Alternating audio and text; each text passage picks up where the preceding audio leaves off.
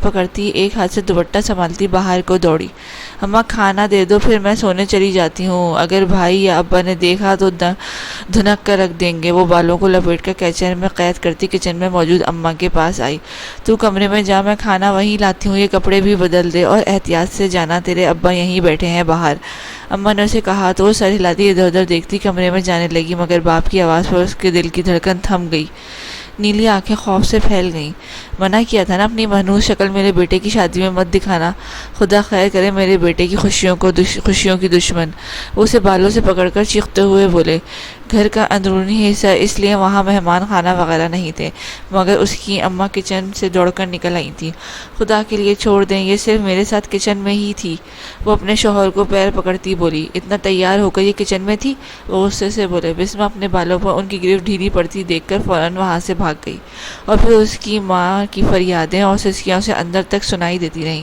وہ بے بسی سے بس خاموش آنسو بہاتی رہ گئی۔ کچھ دیر بعد وہ اٹھی اور آئینے کے سامنے کھڑی ہو گئی۔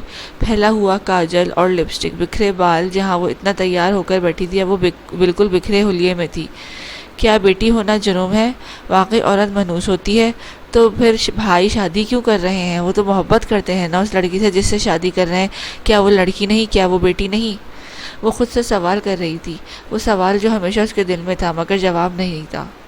وہ بسمہ تھی، بسمہ اعجاز اکلوتی اور سب سے چھوٹی بیٹی۔ اعجاز صاحب خوشحال زمیندار تھے، ان کی بیوی رقیہ ان کی خالہ زاد تھی۔ اعجاز صاحب اور ظفر صاحب دو بھائی تھے، ان کی نظر میں عورت ذات حقیر تھی۔ اعجاز اپنی بیوی کو کبھی عزت نہیں دے سکتے تھے۔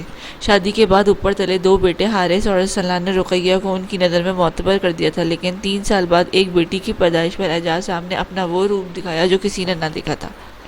رقیہ کی منت و ترلوں سے بسمہ کو انہوں نے زندہ تو چھوڑ دیا، مگر وہ جب بھی ان کی شکل دیکھتے تو غصے سے لال پیلے ہو جاتے۔ ساری عمر چھوٹی چھوٹی چیزوں کو ترستی بسمہ ہمیشہ باپ سے چھپتی رہی، اور باپ کی ہی تربیت کے دونوں بیٹے بہن سے فاصلہ رکھتے تھے۔ رقیہ بیگم کی بدولت اس نے میٹرک تک تعلیم حاصل کر لی تھی، مگر آگے پڑھنے کا خواب باپ نے پورا نہ ہونے دیا تو وہ بھی چپ ہو گئی۔ وہ رشتوں سے محروم لڑکی رو دھو کر چپ ہو جاتی، مگر اپنی ماں کی خاطر اس نے سب کچھ نظر انداز کیا ہوا تھا۔ وہ اپنی زندگی کھل کر جیتی، یوں سمجھو وہ ڈھیٹ بن چکی تھی، ذلت سہ لیتی مگر پھر بھی ہنستی رہتی تھی۔ رقیہ اپنی بیٹی کو دیکھ دیکھ کر ہی جیتی تھی۔ حارث کی آج بارات تھی، اس نے اپنی پسند کی لڑکی سے شادی کی تھی، اور اعجاز اپنے بیٹے کی پسند کو کیسے ٹھکرا سکتا تھا؟ بارات روانہ ہو چکی تھی، وہ ماں کے ساتھ گھر کے کاموں میں مصروف ہو گئی۔ امبش جو اس کے بچپن کی سہیلی تھی وہاں آ ٹپکی۔ چل جا، صبح سے غائب ہے، اب تک کہاں تھی؟ بسمہ برتن سمیٹتی منہ بنا کر بولی۔ یار تجھے پتہ ہے نا اماں بارات کے ساتھ گئی ہیں، گھر کے کام نمٹا کر آ رہی ہوں۔ امبش نے اس کی مدد کرتے ہوئے صفائی پیش کی۔ اچھا چل، کام تو پورا ہو گیا ہے، اب کھیتوں کی طرف چلتے ہیں، ویسے بھی بارات شام تک نہیں آئے گی، ہم گھوم پھر آئیں گے، بسمہ کے چہکتے ہوئے کہا۔ شادی کی گہما گہمی میں وہ تقریباً ہفتے بھر سے گھر میں ہی تھی، اس لیے وہ تھوڑا فریش ہونا چاہتی تھی۔ اماں میں آتی ہوں کچھ دیر تک، اس نے ماں کو ہانک لگائی۔ بسمہ پتر احتیاط کریں، یہ نہ ہو کہ تیرا ابا دیکھ لیں۔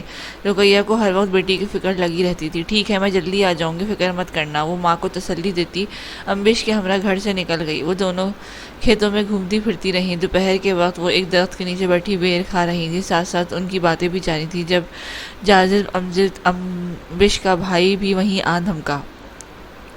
چلو امبش گھر چلتے ہیں۔ اب جاذب کو دیکھ کر امبش منہ بناتی اٹھ کھڑی ہوئی۔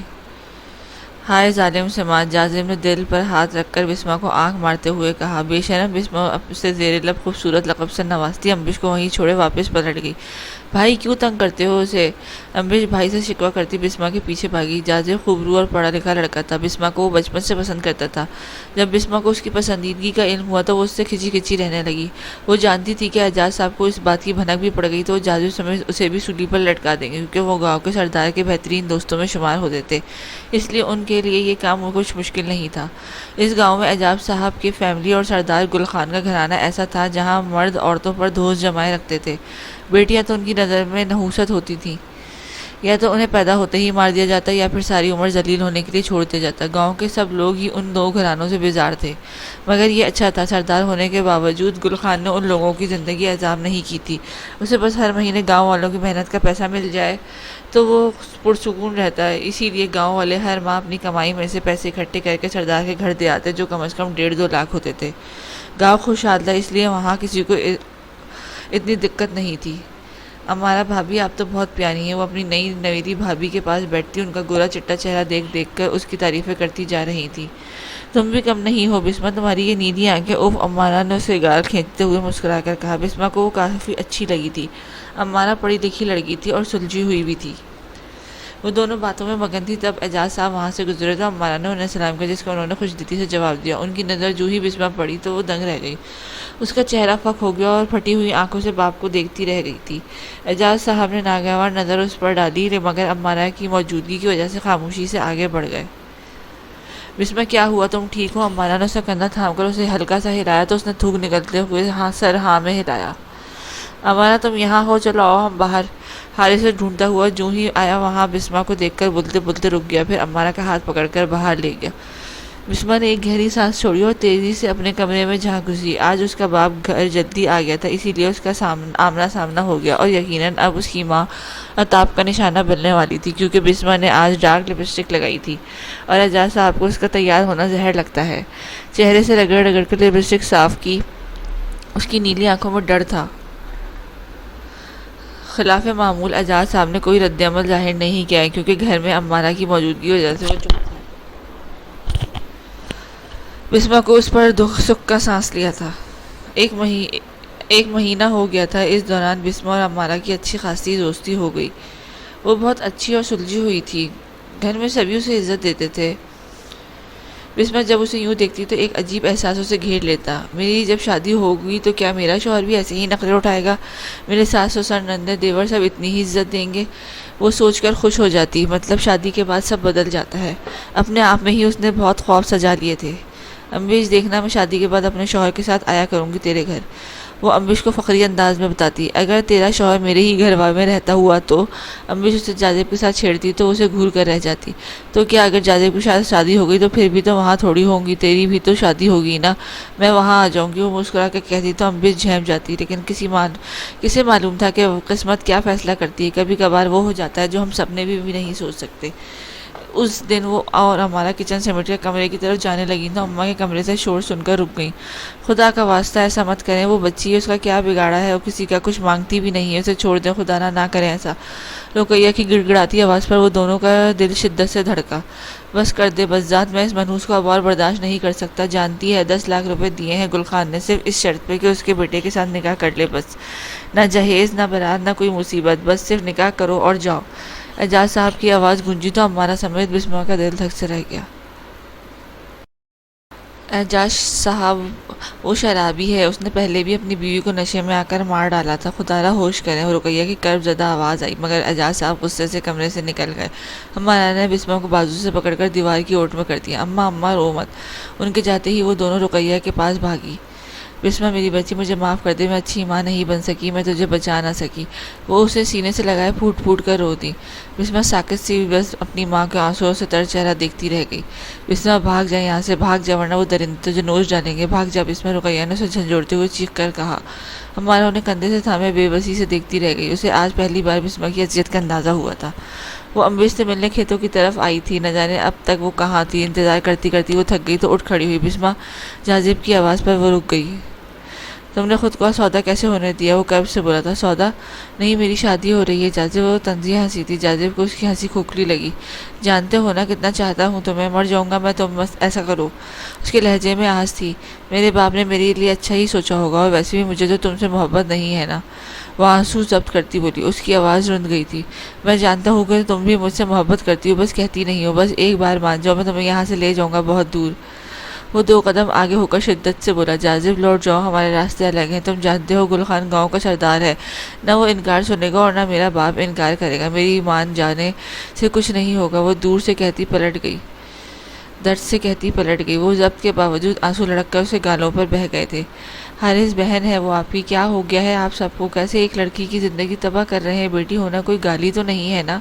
ہمارا سے ضبط نہ ہوا تو وہ چیخ پڑی۔ دیکھو لڑکی، ہمارے گھر کے معاملے میں تم مت ہی بولو تو اچھا ہے، پرسوں نکاح ہے اس کا، اس لیے سب لوگ تیار ہیں نا، مجھے کوئی بکھیڑا نہیں چاہیے۔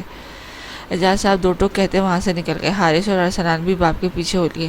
امارا تم کچھ مت کہو، وہ نہیں مانیں گے۔ رقیہ نے امارا کو سمجھانا چاہا، نہیں ساسو ماں، میں بسمہ کی زندگی برباد نہیں ہونے دوں گی، میں پولیس میں رپورٹ دوں گی۔ امارا ضدی لہجے بولی۔ سیڑھیوں پہ کھڑی بسمہ کو امارا پر شدت سے پیار آیا، اور کوئی رشتہ نہ ہونے کے باوجود اس کی خاطر لڑ رہی تھی، اور یہاں اسے اپنے ہی اسے بیچ کھانے کا پروگرام بنا چکے تھے۔ امارا غلطی مت کرو، تم جانتی ہو گل خان کے پاس کتنا پیسہ ہے، وہ پولیس تو کیا پورا عملہ خرید سکتا ہے، تم اپنی زندگی داؤ پر مت لگاؤ ورنہ تباہ ہو جاؤ گی۔ میری بیٹی اللہ کے سپرد ہے، میرا رب اس کی حفاظت کرے گا۔ رقیہ اس کے کندھے تھپ تھپاتی آنسو پوچھ کر کمرے میں چلی گئی، جبکہ امارا وہیں صوفے پر ڈھہ گئی۔ وہ اپنے سامنے بستر پر پڑے سرخ جوڑے کو دیکھ رہی تھی جو کل پہن کر اس نے اپنے آپ بیچنا تھا۔ رو رو کر اس کی آنکھیں سوج گئی تھیں۔ امبش دیوار کے ساتھ لگی خاموش آنسو بہا رہی تھی۔ امبش، کیا پتہ وہ شخص اچھا ہو، کیا پتہ لوگ یوں ہی اس کے خلاف باتیں کرتے ہوں، مگر وہ بہت اچھا ہو، میرا خیال رکھے۔ وہ امید سے بولی تو امبش مسکرا کر بولی، دل کو بہلانے کے لیے غالب یہ خیال اچھا ہے۔ بسمہ کی گہری سانس لے کر خود کو آئینے میں دیکھا، پھر اٹھ کر کمرے سے نکل گئی۔ امبش بھی اس کے پیچھے ہو لے۔ اماں اپنا خیال رکھنا، میری فکر مت کرنا، ٹھیک ہے؟ وہ اپنی ماں کے گلے لگی اسے تسلی دے رہی تھی اور رو رو کے دھوری ہو چکی تھی۔ تو میری بہادر بچی ہے نا، ہمت مت ہارنا۔ وہ دونوں ایک دوسرے سے خوددادہ خود کو تسلی دے رہی تھیں۔ امارا کی آنکھوں میں بے بسی کے آنسو تھے۔ وہ بسمہ کو بہنوں کی طرح چاہتی تھی، کیسے اسے جہنم میں جانے دیتی۔ بھابھی آپ زیادہ مت سوچنا، میں ٹھیک ہوں۔ اب امارا کے گلے لگ گئی تھی اور میں امبش کرب زدہ سی بولی تو بسمہ بھاگ کر اس کے گلے لگ گئی۔ تیرے بغیر میری کیا زندگی، تو مجھ سے ملنے آیا کرے گی نا؟ وہ آنسو پوچھتی اس سے بولی تو امبش نے سر زور سے اس بات میں ہلایا۔ وہ کمرے میں بیٹھی تھی، ابھی مغرب کی نماز سے فارغ ہوئی تھی۔ اس نے اپنے رب سے رو رو کے دعا مانگی تھی۔ وہ اپنے مہندی سے خالی ہاتھ دے کر استہزیہ مسکراتی، کہاں ہے وہ منوس، کدھر ہے کمینی، ادھر دفعہ ہو۔ حرافہ اعجاز کی آواز پر وہ ٹھٹکی۔ یہ الفاظ تو اسی کے لیے استعمال ہوتے تھے۔ اس نے کھڑکی سے جھانک کر دیکھا تو دنگ رہ گئی۔ اعجاز صاحب جاذب کو گریبان سے پکڑے غصے سے پھنکار رہے تھے۔ وہ تیزی سے بھاگ کر باہر پہنچی۔ رقیہ اور امارا بھی دوڑتی ہوئی آ گئیں۔ کمینی آوارہ عشق لڑاتی ہے، اعجاز صاحب اسے دیکھتے ہی اس پر جھپٹ پڑے، بالوں سے پکڑ کر اسے فرش پر پھینکا۔ کیا ہوا، کیا کر رہے ہیں؟ رقیہ نے لپک کر بیٹی کو سنبھالا۔ یہ نالائق مجھ سے آ کر اس منحوس کے ہاتھ مانگ رہا ہے، یہ عشق معشوقہ چل رہی ہے ان دونوں کی۔ وہ زہر اگلتے ابا جاذب کی طرف موڑے جو انہیں گھور رہا تھا، دفعہ ہو اور دوبارہ شکل مت دکھائیں۔ جاذب نے ایک نظر بسمہ کو دیکھا جس کے ہاتھ جوڑ کر دونوں آنکھوں التجا لیے اسے دیکھ رہے تھے۔ وہ جبڑے بھیجے وہاں سے نکل گیا، مگر اعجاز صاحب دیر تک بیٹی کو کوستے رہے۔ وہ کمرے میں بیٹھ کر بس روئے جا رہی تھی، اس کا پورا سر دکھ رہا تھا۔ باپ نے بال اتنی زور سے جکڑے تھے کہ مانو سارا سر ہی دھڑ سے الگ کر دے۔ امارا نے اس کے سر پر تیل کی مالش کی، پھر دیر تک سینے سے لگائے اسے تسلی دیتی رہی۔ اس کے علاوہ کوئی بھی کہہ سکتی تھی۔ رقیہ اپنے کمرے میں بیٹھے آنسو بہا رہی تھی۔ بیٹی کی اذیت کا سوچ کر ہی ان کا کلیجہ کٹ رہا تھا۔ بس کر دے اب رونا دھونا، اتنے سالوں سے پالا ہے، یہ کم ہے کیا؟ اب کیا ساری عمر سر بٹھا لوں؟ اعجاز صاحب ان کی سسکیوں سے زچ ہوتے بولے تو رقیہ نے کرب سے آنکھیں میچی۔ کاش وہ پیدا ہی نہ ہوتی، دل سے ایک دعا نکلی تھی۔ سرخ جوڑے میں وہ سجی سوری سی آئینے میں خود کو دیکھ رہی تھی۔ اس سوگ کے عالم میں بھی اس کا چہرہ بہت حسین لگ رہا تھا۔ نیلی آنکھوں میں دنیا جہاں کا کرب تھا، اسے لگا جیسے سرخ جوڑے میں اس کا نکاح نہیں جنازہ پڑھایا جائے گا۔ رقیہ کا رو رو کر برا حال تھا، ان کی بار بار غشی کے دورے پڑ رہے تھے۔ امارا بڑی مشکل سے روتی ہوئی انہیں کمرے میں لے کر بیٹھی تھی۔ پچھلے کچھ دنوں سے وہ حارث سے بھی بول چال نہیں کر رہی تھی، اسے حقیقتاً دکھ تھا۔ بسمہ کو اتنی اذیت کیوں دی جا رہی ہے، سوال وہ بارہا سب سے کر چکی تھی، اور جواب صرف یہی تھا کہ وہ بیٹی ہے۔ مولوی صاحب نے نکاح پڑھوایا تھا، اس نے مری مری آواز میں قبول ہے کہا۔ آنسو تو خشک ہو چکے تھے، نکاح ہو گیا تو اس نے ایک کرب زدہ سی نظر اپنے کمرے پر ڈالی۔ امبش ایک سرگوشی نکلی تھی۔ اعجاز صاحب نے امبش کو صبح ہی ذلیل کر کے دروازے سے باہر کر دیا تھا۔ وہ جو اپنی دوست سے آخری بار ملنے آئی تھی، اس کی شکل تک نہ دیکھ سکی۔ آخر اس کے بھائی نے بسمہ سے محبت کا گناہ جو کر لیا تھا۔ اپنا جوڑا سنبھالتی ہوئی وہ دو عورتوں کے ہمراہ خود کو گھسیٹ کر گیٹ تک لائی۔ رقیہ بیگم کو امارا نے کمرے سے نکلنے ہی نہیں دیا تھا، وہ ہوش میں نہیں لگ رہی تھی۔ اس نے پلٹ کر دیکھا تو اس کے بھائی اور اس کا باپ چند مردوں کے ساتھ مصافحہ کر رہے تھے۔ پھر وہ رکی نہیں تھی، اپنی چیخیں ضبط کرتی گیٹ سے باہر نکل گئی۔ وہ پہلی دلہن تھی جو نہ باپ کے گلے لگ کر روئی، نہ بھائی کو اور ماں کے۔ گاؤں کی عورتوں کو اس پہ ترس آ رہا تھا، وہ سب کے لیے دعا ہی کر سکتی تھی۔ وہ جو خوش اور شرارتی سی تھی، آج کل بالکل مردہ لگ رہی تھی۔ نیلی آنکھیں بالکل بنجر تھیں۔ گاڑی میں بیٹھتے ہوئے نظر سامنے پڑی تو دل پل بھر کو سانس رک سا گیا۔ جاذب درخت کے ساتھ کھڑا اپنی محبت کا جنازہ دیکھ رہا تھا۔ اجڑی حالت اس کے دل کا حال بیان کر رہی تھی۔ وہ جب سے رخ پھیر کر گاڑی میں بیٹھ گئی۔ زندگی نے اس کے ساتھ بہت بڑا مذاق کیا تھا، مگر وہ پھر بھی ایک امید لیے بیٹھی تھی، شاید کچھ اچھا ہو، مگر کیسے؟ بڑی شاندار حویلی تھی، آج سے پہلے اس نے یہ حویلی صرف باہر سے دیکھی تھی، مگر وہ اندر سے بھی حویلی ہی تھی۔ وہ انہیں دو عورتوں کے ہمراہ ہی اندر گئی جو اسے وہاں لے کر آئی تھی۔ حویلی میں داخل ہوتے ہی وہ دبیز خاموشی نے اس کا استقبال کیا، نہ بندہ نہ بندے کی ذات۔ وہ عورتیں اسے لے کر کھڑکیوں سے گزرتے ہوئے ایک بہت بڑے اور خوبصورت کمرے میں لے گئی۔ کمرہ ہر سجاوٹ سے پاک تھا، مگر پھر بھی وہ بہت خوبصورت تھا۔ بی بی جی، آپ کو کچھ چاہیے؟ ان میں سے ایک عورت نے اسے بیڈ پر بٹھا کر پوچھا تو وہ چونکی، مطلب وہ دونوں نوکرانیاں تھیں۔ اسے لینے اس گھر کا کوئی فرد نہیں گیا تھا، اس نے تو اب تک اپنے شوہر کو بھی نہیں دیکھا تھا۔ نہیں، وہ بس مجھے کپڑے بدلنے تھے، اس نے کہا تو ملازمہ نے نفی میں سر ہلایا۔ ابھی آپ کپڑے نہیں بدل سکتی جاذب صاحب، جی جب آئیں گے تو ہی آپ نے کپڑے بدلنے ہیں۔ نوکرانی نے بات پر اس نے سر ہلا دیا، وہ دونوں باہر چلی گئیں۔ سامنے لگی کھڑکی پر اس نے وقت دیکھا تو شام کے 5 بج رہے تھے۔ وہ انتہائی تھکی ہوئی تھی، رو کر کل رات بھی سو نہیں سکی تھی۔ بیڈ کے ساتھ ٹیک لگا کر سوچتی وہ سو گئی۔ شدید بدبو ناک کے نتنوں سے ٹکرائی تو اس کی آنکھ کھل گئی۔ اپنے سامنے بیٹھا ایک 30-35 سال کا مرد کو دیکھ کر وہ اچھل کر سیدھی ہوئی۔ میری دلہنیا سو رہی تھی، اس نے ہنستے ہوئے کہا تو بے ساختہ بسمہ نے اپنی ناک پر ہاتھ رکھا۔ وہ شاید نہیں تھا، یقیناً شراب پی کر آیا تھا۔ کب سے سو رہی ہو تم؟ ویسے اچھا ہی ہے، نیند پوری کر لی تم نے، اب رات بھی فریش رہو گی۔ حارب نے اس کے چہرے کے بال پیچھے کرتے ہوئے کہا، آپ نے شراب پی ہے؟ وہ پلیز دور رہیں، مجھے قے آ رہی ہے۔ شراب کی گندی بدبو سے اس کی طبیعت خراب ہونے لگی تھی۔ اوہ ہو، سو سوری، میں آتا ہوں ابھی۔ اسے یاد آیا کہ اس نے شراب پی ہے تو وہ چونک کر بولا، پھر اٹھ کر واش روم میں چلا گیا۔ کچھ دیر بعد واپس آیا تو بدبو کافی حد تک کم ہو چکی تھی، شاید برش کیا تھا۔ اس نے، پتہ ہے جب تمہیں پہلی بار کھیتوں میں بیٹھے دیکھا تھا نا، کسی لڑکی کے ساتھ بیٹھی تم باتیں کر رہی تھی۔ اس نے بیڈ پر بیٹھتے اس کا ہاتھ پکڑ کر کہا، میں نے سوچ لیا تھا کہ تم میری ہی ہو بس وہ، اور دیکھو تمہیں اپنا بنا لیا۔ اس نے یوں کہا جیسے کوئی قیمتی چیز پالی ہو۔ اپنایا ہے یا خریدا؟ بے ساختہ بسمہ کے منہ سے نکلا تو حارب نے چونک کر اسے دیکھا۔ تم جیسی لڑکیوں کو خریدا ہی جاتا ہے ڈارلنگ، اس نے سنجیدگی سے کہا تو بسمہ نے اسے دیکھا۔ مجھ جیسی مطلب؟ وہ بولی، تم جیسی آوارہ، وہ ہنستا ہوا بولا۔ بسمہ نے ضبط سے آنکھیں میچی تھیں، وہ کہکا لگا کر اس پر جھکا تھا، اور پھر بسمہ کی لاکھ مزاحمت کے باوجود وہ وحشیوں کی طرف سے پوری رات نوچتا رہا، حتیٰ کہ وہ تکلیف سے دوہری ہوتی رہ گئی۔ صبح اذانوں کی آواز پر اس کی آنکھ کھلی، پورا بدن پھوڑے کی طرح دہک رہا تھا۔ اس کی گردن موڑ کر دیکھا تو حارب اس کے بغل میں سو رہا تھا۔ وہ بمشکل اٹھ کر واش روم گئی، آئینے میں اپنا چہرہ دیکھا، پھر اپنے جسم دیکھا جو دکھ سے آنسو بہہ نکلے۔ اس کے چہرے پر اور جسم پر جا بجا نیل پڑے تھے، یہ حارب کی درندگی کا ثبوت تھے۔ فریش ہو کر اس نے نماز پڑھی اور کمرے سے نکل آئی۔ ہولے ہولے سیڑھیاں اترنے لگی تو ایک دھاڑ پر ایک دم خوف زدہ ہو گئی۔ یہ کون سا وقت ہے جاگنے کا؟ ہمارے ہاں نوکر صبح 7 بجے جاگ جاتے ہیں، اور تم بھی ان میں شامل ہو۔ وہ ادھیڑ عمر کی ایک عورت تھی جو بڑی بڑی آنکھوں سے اسے دیکھتی بول رہی تھی۔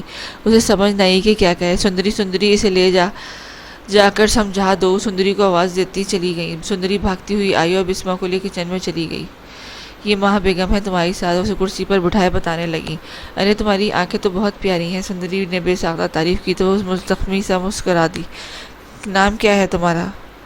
اس نے پوچھا۔ بسمہ، وہ آہستہ سے بولی۔ بسمہ، میں ناشتہ بناتی ہوں، تمہارے لیے کچھ کھا لو، پھر باقی سب کا ناشتہ دینا ہے۔ وہ اس کے چہرے اور گردن پر پڑے نیلوں کے نشان کو دیکھ کر نظریں چراتی بولی۔ بسمہ اس کی حرکت پر سر جھکائے دوپٹہ ٹھیک کرنے لگی۔ تم پریشان مت ہونا، میں تمہیں سب سمجھا دوں گی، لیکن احتیاط کرنا کیونکہ تم انسانوں میں نہیں درندوں میں آ گئی ہو۔ سندری کی بات سے اس کا حلق تک خشک ہو گیا تھا۔ تم صرف حارب صاحب کی ضد کی وجہ سے یہاں ہو، اور گل خان صاحب بھی راضی تھے، مگر ماہ بیگم، توبہ توبہ، ان سے بچ کے رہنا کیونکہ وہ تمہارا لحاظ بالکل بھی نہیں کریں گی۔ سندری نے کانوں کو ہاتھ لگاتے پراٹھا اس کے آگے رکھا۔ گھر میں کون کون ہے؟ اس نے پوچھا۔ ماہ بیگم اور گل خان کے 3 بیٹے اور 2 بیٹیاں ہیں، باقی 2 بہویں اپنے کمرے کی حد تک رہتی ہیں کیونکہ ان کی حویلی کے وارث دیا ہوا ہے، دونوں کے 2 بیٹے ہیں۔ سندری اسے تفصیل بتا رہی تھی اور ناشتہ کرتے اسے غور سے سن رہی تھی۔ انہوں نے اپنے بیٹوں کو بھی اپنی بیٹیوں کو بھی یوں ہی بھیجا ہے، وہ 4 سال ہو گئے ہیں، آج تک خبر تک نہیں لی۔ اب کہ سندری سرگوشی میں بول رہی تھی۔ بسمہ کو انجانے خوف لاحق ہوا، کیا وہ بھی اب اپنی ماں کو نہیں دیکھ پائے گی؟ کیا اس کی بھی خبر نہیں لی جائے گی؟ بسمہ، حارب اچھا انسان نہیں ہے، کیا بولوں اب میں؟ اپنی بیوی پر تشدد کر کر کے اسے مار دیا، بہت عیاش پرست ہے، چند ماہ گزر گئے اس کا، تم سے بھی دل بھر جائے گا، قسم سے جہنم میں آ گئی ہو تم۔ سندری لگاتار اس کا سانس خشک کیے جا رہی تھی۔ خیر اب میں ناشتہ بناتی ہوں، تم ٹیبل پہ لگاؤ، سب لوگ اٹھتے ہی ہوں گے۔ وہ تیزی سے اٹھ کر ناشتہ بنانے لگی، مگر بسمہ وہیں کی وہیں رہ گئی، آنسوؤں کا گولا پھندا بن کر حلق میں پھنس گیا تھا۔ لکھ کے کیا میں ساری زندگی کے لیے قید ہو گئی؟ اسے بے اختیار ہونا آ رہا تھا، مگر سندری کی آواز نے اسے ہوش میں لایا۔ ٹیبل پر ناشتہ لگا، اگر ماں بیگم نے دیکھ لیا کہ ناشتہ تم میں نہیں میں بنا رہی ہوں تو صبح صبح بے عزت کر دیں گی۔ سندری کے کہنے پر وہ جلدی جلدی ٹیبل پر ناشتہ رکھنے لگی۔ ایک ہفتہ ہو گیا تھا اسے یہاں۔ اس ایک ہفتے میں حارث صبح جاتا، شام کو لوٹتا اور پھر رات بھر اسے اپنی حوث پوری کرتا۔ ان دونوں کے درمیان کچھ خاص بات چیت نہیں ہوئی تھی۔ بسمہ صبح سے شام تک سندری کے ساتھ کچن میں ہی لگی رہتی۔ ان دونوں کی اچھی خاصی دوستی ہو گئی تھی۔ بسمہ نے کافی دفعہ سندری سے اس بارے میں پوچھا مگر وہ ہمیشہ ٹال مٹول کر دیتی۔ سندری لگ بھگ 16-17 سال کی تھی مگر اس کی عقل 30 سال کی عورت سے بھی زیادہ تھی۔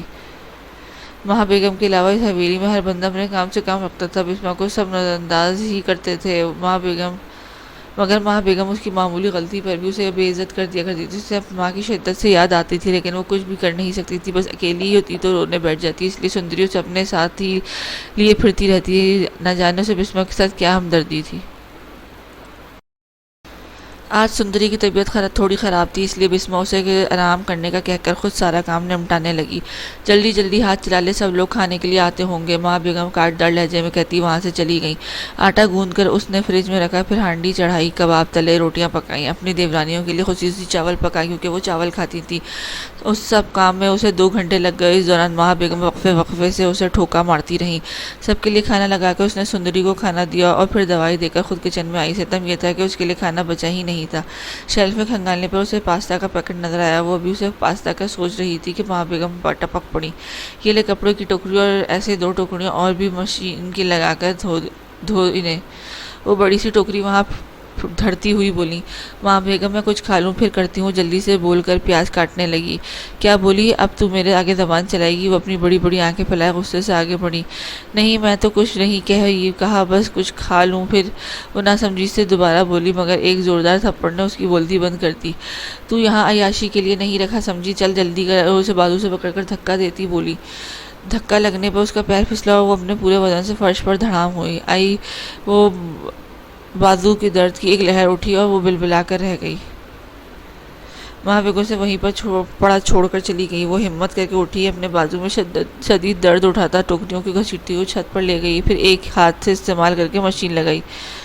بھوک بہت زور کی لگی تھی۔ اتر کر کمرے میں آئی تو جاذب کو دیکھ کر رک گئی۔ وہ کل رات سے گھر نہیں لوٹا تھا، ابھی اسے گھر دیکھ کر اس کی طرف لپکی۔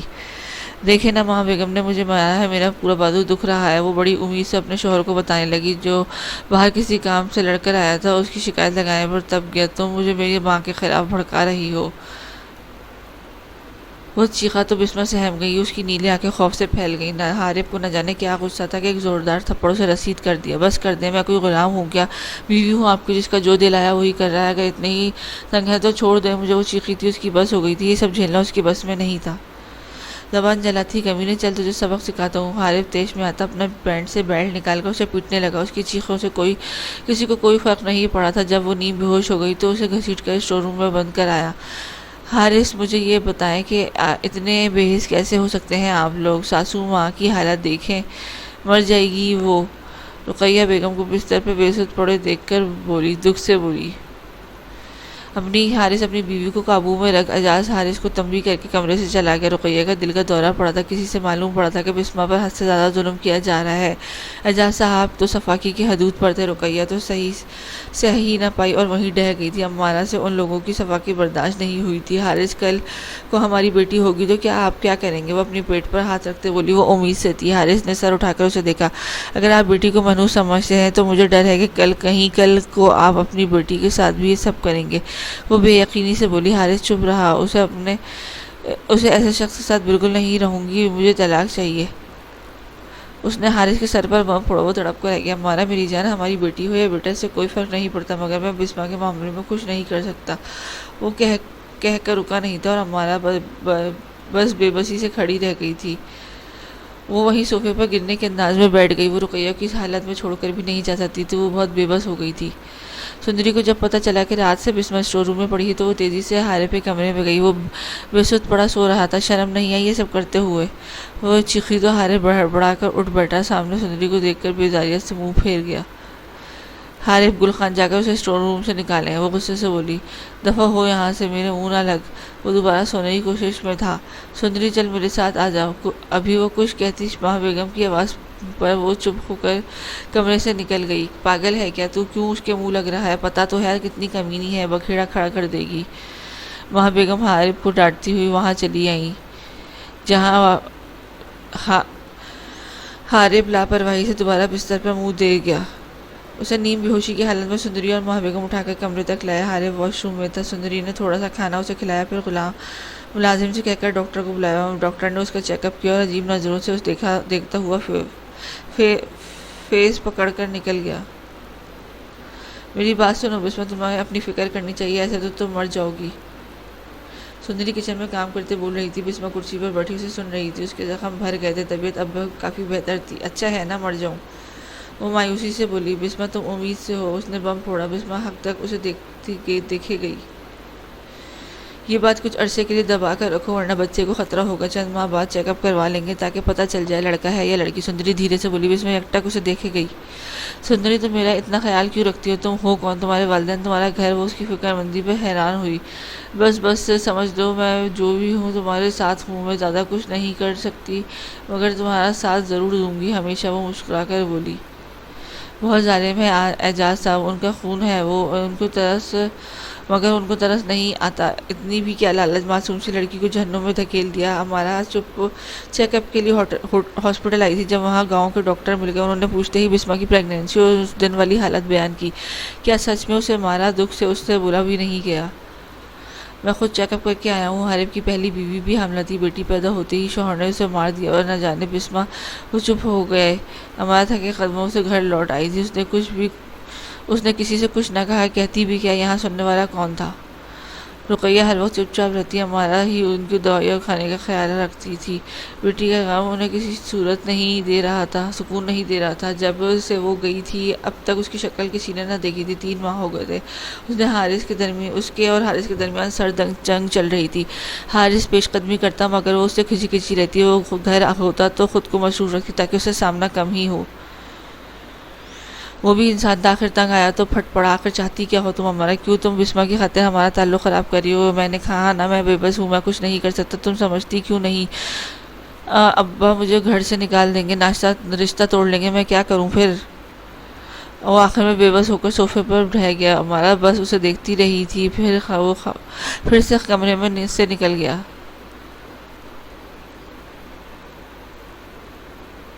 دن گزرتے رہے، اس کا تیسرا مہینہ شروع ہو چکا تھا۔ اس وقت وہ کچن میں تھی، سارا کام سمیٹ کر اس نے کچن سے باہر جا کر سردیاں شروع تھی۔ اس نے دیورانی اور جٹھانی کی وجہ سے سردیوں کی چھٹی کی وجہ سے گھر پر ہی ہوتے تھے۔ وہ اس وقت لان میں کھیلتے ہوئے شور مچا رہے تھے۔ وہ تیزی سے فریج کے پاس گئی اور گلاس بھر کر دودھ کا نکالا، پھر جلدی سے کٹاکٹ حلق میں انڈیلا۔ اپنی صحت کے لیے اسے خود ہی کچھ کرنا تھا۔ گلاس خالی کر کے وہ سنک میں دھونے لگی۔ اے لڑکی، ماں بیگم کی آواز پر اس نے ہاتھ میں پکڑا گلاس چھوٹتے بچا۔ وہ تیزی سے پلٹی، پورا جسم خوف سے کانپنے لگا۔ چوری پکڑی جانے کا ڈر۔ آج جی، وہ بمشکل بولی۔ چائے کی ایک پیالی لے کر میرے کمرے میں دو۔ وہ مشکوک نظروں سے گھورتی ہوئی لان کی طرف چلی گئی تھی، پھر بچوں کو لیے اپنے کمرے میں طرف چلی گئی۔ بسمہ نے گہرا سانس لے کر خود کو نارمل کیا۔ وہ خوفزدہ کیوں ہوئی ہے وہ نہیں جانتی تھی۔ بسمہ کے ذہن میں ڈر تھا، وہ ڈرتی تھی ظالم لوگوں کے ظلم سے۔ وہ نہیں چاہتی تھی کہ اس حالت میں اس پر تشدد کیا جائے۔ وہ رات اسے نہیں بھولتی تھی جب حارث نے اسے اسٹور روم میں بند کرایا تھا۔ کیا کر رہی ہو؟ سندری کچن میں داخل ہوتی پوچھنے لگی۔ اس کے اچانک آواز پر وہ جو سوچوں میں غرق تھی ایک دم اچھل پڑی۔ چائے ابل گئی تھی۔ وہ کچھ نہیں اتنا ہی کہہ پائی۔ پلٹ کر تیزی سے چائے پیالی میں انڈیل کر باہر لپکی۔ کاش میں اس بھولی لڑکی کے لیے کچھ کر پاتی۔ سندری بس سوچ کر رہ گئی۔ بسمہ کے چہرے پر خوف اور بے بسی دیکھ کر اس کا دل کٹتا تھا۔ دستک دے کر وہ کمرے میں داخل ہوئی۔ ماہ بیگم صوفے پر بیٹھی تھی۔ پورے کمرے میں بچوں نے ادھم مچایا ہوا تھا۔ ان بچوں کے والدین گھر پر کم ہی ہوتے تھے، زیادہ تر وہ گھر سے باہر رہتے، لیکن دونوں بھائی شہر میں بزنس کرتے تھے۔ ان کی بیویاں گھوم پھرتی تھیں، اس لیے چھٹیوں کے باعث بچے اپنی دادی کے پاس تھے۔ وہ چائے کی پیالی پکڑے تیزی سے آگے بڑھی۔ ایک قدم، دوسرا قدم، تیسرا قدم، اور ٹھس! بھاگتے ہوئے بچے، طوفان بچے اس سے ٹکرایا۔ چائے کی پیالی فرش پر گرتے ہی چکنا چور ہو گئی۔ اس کی ہتھیلی پر گرم چائے کے گرتے ہی شدید جلن ہوئی۔ وہ کراہ کر رہ گئی۔ وہ بیہودہ لڑکی، جاہل لڑکی، وہاں بیگم غضبناک ہوتی اس کے پاس پہنچی اور چٹاک ایک زوردار تھپڑ اس کے گال لال کر گیا اور پھر پے در پہ 3 تھپڑ اس کی بائیں گال کی زینت بنے۔ تھپڑ کھا کر اس کا سر بری طرح چکرا گیا مگر بول کچھ بھی نہ سکی تھی۔ کمرے میں ایک دم سناٹا چھا گیا۔ وہ سب بچے جو کے تو کھڑے رہ گئے۔ اتنے مہنگے سیٹ کی پیالی تھی، جاہل توڑ دی، ماں بیگم سے سناتی جا رہی تھی۔ کمرے میں حارث کسی کام سے داخل ہوتا ٹھٹک گیا۔ کیا ہوا موم؟ وہ ماں سے سوال کرنے لگا۔ حارث دیکھو اس لڑکی کو چائے گرا دی، پیالی توڑ دی اور میں نے ذرا سا ڈانٹا تو بدتمیزی کرنے لگی۔ اس نے بھاگ کر حارث کے پاس جاتے ہی بسمہ پر الزام لگانے سے جہاں حارث کے تاثرات سخت ہوئے وہیں بسمہ کا حلق خشک ہو گیا۔ مجھے معاف کر دیں، آئندہ ایسا نہیں ہوگا، میں صاف کر دیتی ہوں۔ ابھی اس کے بے جان جسم پر پھرتی آ گئی، اس نے تیزی سے کانپ اٹھے تھے۔ کانچ جپنے پر اس کی ہتھیلی سے خون رستا تھا مگر اس نے پرواہ نہ کی۔ کانچ ڈسٹ بن میں ڈال کر اس نے اپنے دوپٹے سے ہی فرش صاف کر دیا، مبادا باہر سے پوچھا لانے میں وقت ضائع نہ ہو۔ اس دوران حارث اور ماں بیگم اسے سنجیدگی سے گھورتے رہے۔ کمرے میں آؤ۔ حارث اسے فرش صاف کر کے کھڑا ہوتے دیکھتا حکم دے کر کمرے میں نکل گیا۔ وہ دھیرے دھیرے اس کے پیچھے چل دی۔ ماں بیگم نفرت بھری نظر ڈال کر صوفے پر بیٹھ گئی جبکہ چپ کھڑے بچے ایک بار پھر سے کھیلنے میں مگن ہو گئے۔ تم نے موم سے بدتمیزی کی؟ کمرے میں دروازہ بند کرتے اس نے سوال کیا۔ وہ لرزتی ہوئی کھڑی رہ گئی۔ اگرچہ اس کی غلطی نہیں تھی لیکن اس کے باوجود وہ مجرم تھی۔ اگر وہ انکار کرتی تو حارث اسے یہ کہہ کر مار دیتا کہ وہ اس کی ماں کی جھوٹی کہہ رہی ہے۔ اگر اقرار کرتی تو ظاہر ہے ماں سے بدتمیزی کرنے والی کو وہ کیسے بخشتا؟ جواب دو۔ اسے چپ دیکھ کر وہ دھاڑا۔ نہ نہیں، میں نے بدتمیزی نہیں کی۔ اس کی دھاڑ پر ڈر کے مارے وہ تیزی سے بولی، مطلب میری ماں جھوٹی ہے کے ساتھ کہتے ساتھ ہی اس نے زوردار تھپڑ اس کے گال پر دے مارا اور چکراتے سر کے ساتھ فرش پر دھڑام سے گری تھی۔ اس میں اتنی ہمت کہاں تھی کہ پہلے ماں سے تھپڑ کھاتی پھر بیٹے سے؟ اسے بے ہوش پڑا دیکھ کر حارث ٹھٹکا۔ رہے بسمہ اس کے گال تھپ تھپا کر اسے ہوش میں لانا چاہا مگر بے سود۔ وہ تیزی سے اسے بازو میں اٹھا کر بستر پر لے گیا۔ یہی اٹھو، کیا ہوا؟ چہرے پر پانی کے چھینٹے مارتے ہوئے اسے ہوش میں لانے کی کوشش کر رہا تھا۔ پلکوں پہ ہولے سے جنبش ہوئی۔ میں نے کچھ نہیں کیا۔ وہ ہوش میں آتے ہی رو پڑی۔ حارث گہرا سانس لے کر رہ گیا۔ لیکن میں بہت کچھ کرنا چاہتا ہوں، کہتے ہی وہ جو حیوان نما انسان اس کے جسم کو بھموڑنے لگا۔ اس کا 5واں مہینہ شروع تھا، پیٹ بھر چکا تھا اور جسم بھرا بھرا سا ہو گیا تھا۔ وہ نامحسوس انداز میں شال سے اپنا جسم خصوصی پیٹ ڈھک کر رکھتی تھی۔ ماں بیگم نے نظر ویسے ہی اس پر ٹکی رہتی۔ وہ اسے دیکھ کر شک میں پڑ گئی تھی۔ اس دن گاؤں کی دائی کو گھر پر بلایا اور بسمہ کو کمرے میں آنے کا حکم دیا۔ جی وہ کمرے میں داخل ہوئی۔ چل لیٹ جا بستر پر جلدی سے، وہ عورت اسے بولی۔ جی کیا؟ اسے لگا اسے سننے میں غلطی ہوئی کہ بستر پہ لیٹ جا، میں دیکھ لوں تیرا پیٹ۔ وہ عورت پھر سے بولی۔ سنا نہیں کیا کہہ رہی ہے وہ؟ اسے بت بنی دیکھ کر ماں بیگم سختی سے بولی تو وہ دھیرے دھیرے چلتی ہوئی بستر پر لیٹ گئی۔ اے ہے، یہ تو اچھی بھلی 4 ماہ کی حاملہ ہے۔ دائی دیکھتے ہی بول پڑی اور وہ بے دم ہو گئی۔ آج نہیں تو کل یہ راز کھلنا ہی تھا۔ ماں بیگم نے اس کی اچھی ہی کلاس لی، خوب کوسنے دیے کہ آخر یہ بات اس نے چھپائی کیوں؟ میں نہیں جانتی تھی، مجھے معلوم نہیں تھا، وہ دھیرے سے بولی تھی مگر ماں بیگم مطمئن نہیں۔ اس کا جھوٹ بے وقوف جھوٹ تھا۔ سنو، حارث کو بھی نہیں معلوم، وہ پھر سے بولی تو اس نے نفی میں سر ہلایا۔ بتانا بھی مت، کل میرے ساتھ شہر چلنا، یہ مصیبت ختم کروائی آؤں گی، وہ نفرت سے کہتی کمرے میں نکل گئی جبکہ وہ ششر سی کھڑی رہ گئی۔ اس کے لاکھ مزاحمت کے باوجود ماں بیگم اگلے دن اسے زبردستی اسپتال لے گئی۔ سندری بھی بے بس تھی، اپنے آنسو پوچھتی رہ گئی۔ وہ اپنی اولاد کیسے مار دیتی؟ وہ ایسا نہیں کر سکتی تھی۔ سارے راستے وہ رو رو کر ماں بیگم سے بھیک مانگتی رہی، اپنی اولاد کی زندگی کی بھیک، مگر سامنے شاید کوئی پتھر تھا جس سے سر ٹکرانے پر کوئی فائدہ نہیں تھا۔ وہ کوریڈور میں بینچ پر بیٹھی تھی، ماں بیگم ڈاکٹر کے روم میں تھی۔ اس کا دل چاہا وہ بھاگ جائے یہاں سے مگر کہاں جاتی؟ کانپتے لرزتے ہاتھ، نیلی ویران آنکھیں، بے رونق چہرہ۔ اسے اس حال میں دیکھ کر کوئی شخص گزرتے ہوئے وہاں ٹھہر گیا تھا۔ بسمہ کی نظر اٹھی تو ساکت رہ گئی۔ حارث بھائی، وہ سامنے ہی ایک ننھے سے وجود کو لیے کھڑا تھا۔ بسمہ بھاگ کر اس کے پاس گئی۔ حارث یک ٹک اس کے مرجھائے چہرے کو دیکھتا رہ گیا۔ دبلا پتلا جسم، آنکھیں باہر کو نکلی ہوئی جیسے وہ سالوں کی بیمار ہو۔ دل میں ایک ہونک سی اٹھی۔ یہ آپ کا بچہ ہے؟ وہ اس کی گود میں موجود بچے کو دیوانہ وار دیکھتے ہوئے بولی۔ بیٹی ہے میری۔ اس کے لب کھولے تو آواز لرز رہی تھی۔ اللہ نصیب اچھے کرے گا، میری شہزادی بالکل حور کی طرح ہے۔ بسمہ مسکرائی، پھر کچھ یاد آتے ہی پلٹ کر دیکھا۔ اپنا خیال رکھنا، مارا بھابھی کو سلام دینا پلیز۔ وہ نہ جانے کیا سوچ کر اتنا سب کہتی بھاگ کر بینچ پر بیٹھ گئی۔ حارث دھیرے دھیرے آگے بڑھ گیا، پھر رکا اور پلٹا۔ وہ بینچ کے ساتھ والے روم میں داخل ہو رہی تھی۔ وہ سر جھٹک کر آگے چلا گیا۔ اپنی ننھی گڑیا کو چائلڈ وارڈ میں نرس کو پکڑا کر اس کے کپڑے بدلوا کر مڑ کر جب واپس آیا تو بینچ کے قریب سے گڑگڑاتے ہوئے رک گیا، پھر ہولے سے آگے بڑھ کر ڈاکٹر روم کا دروازہ تھوڑا سا کھولا۔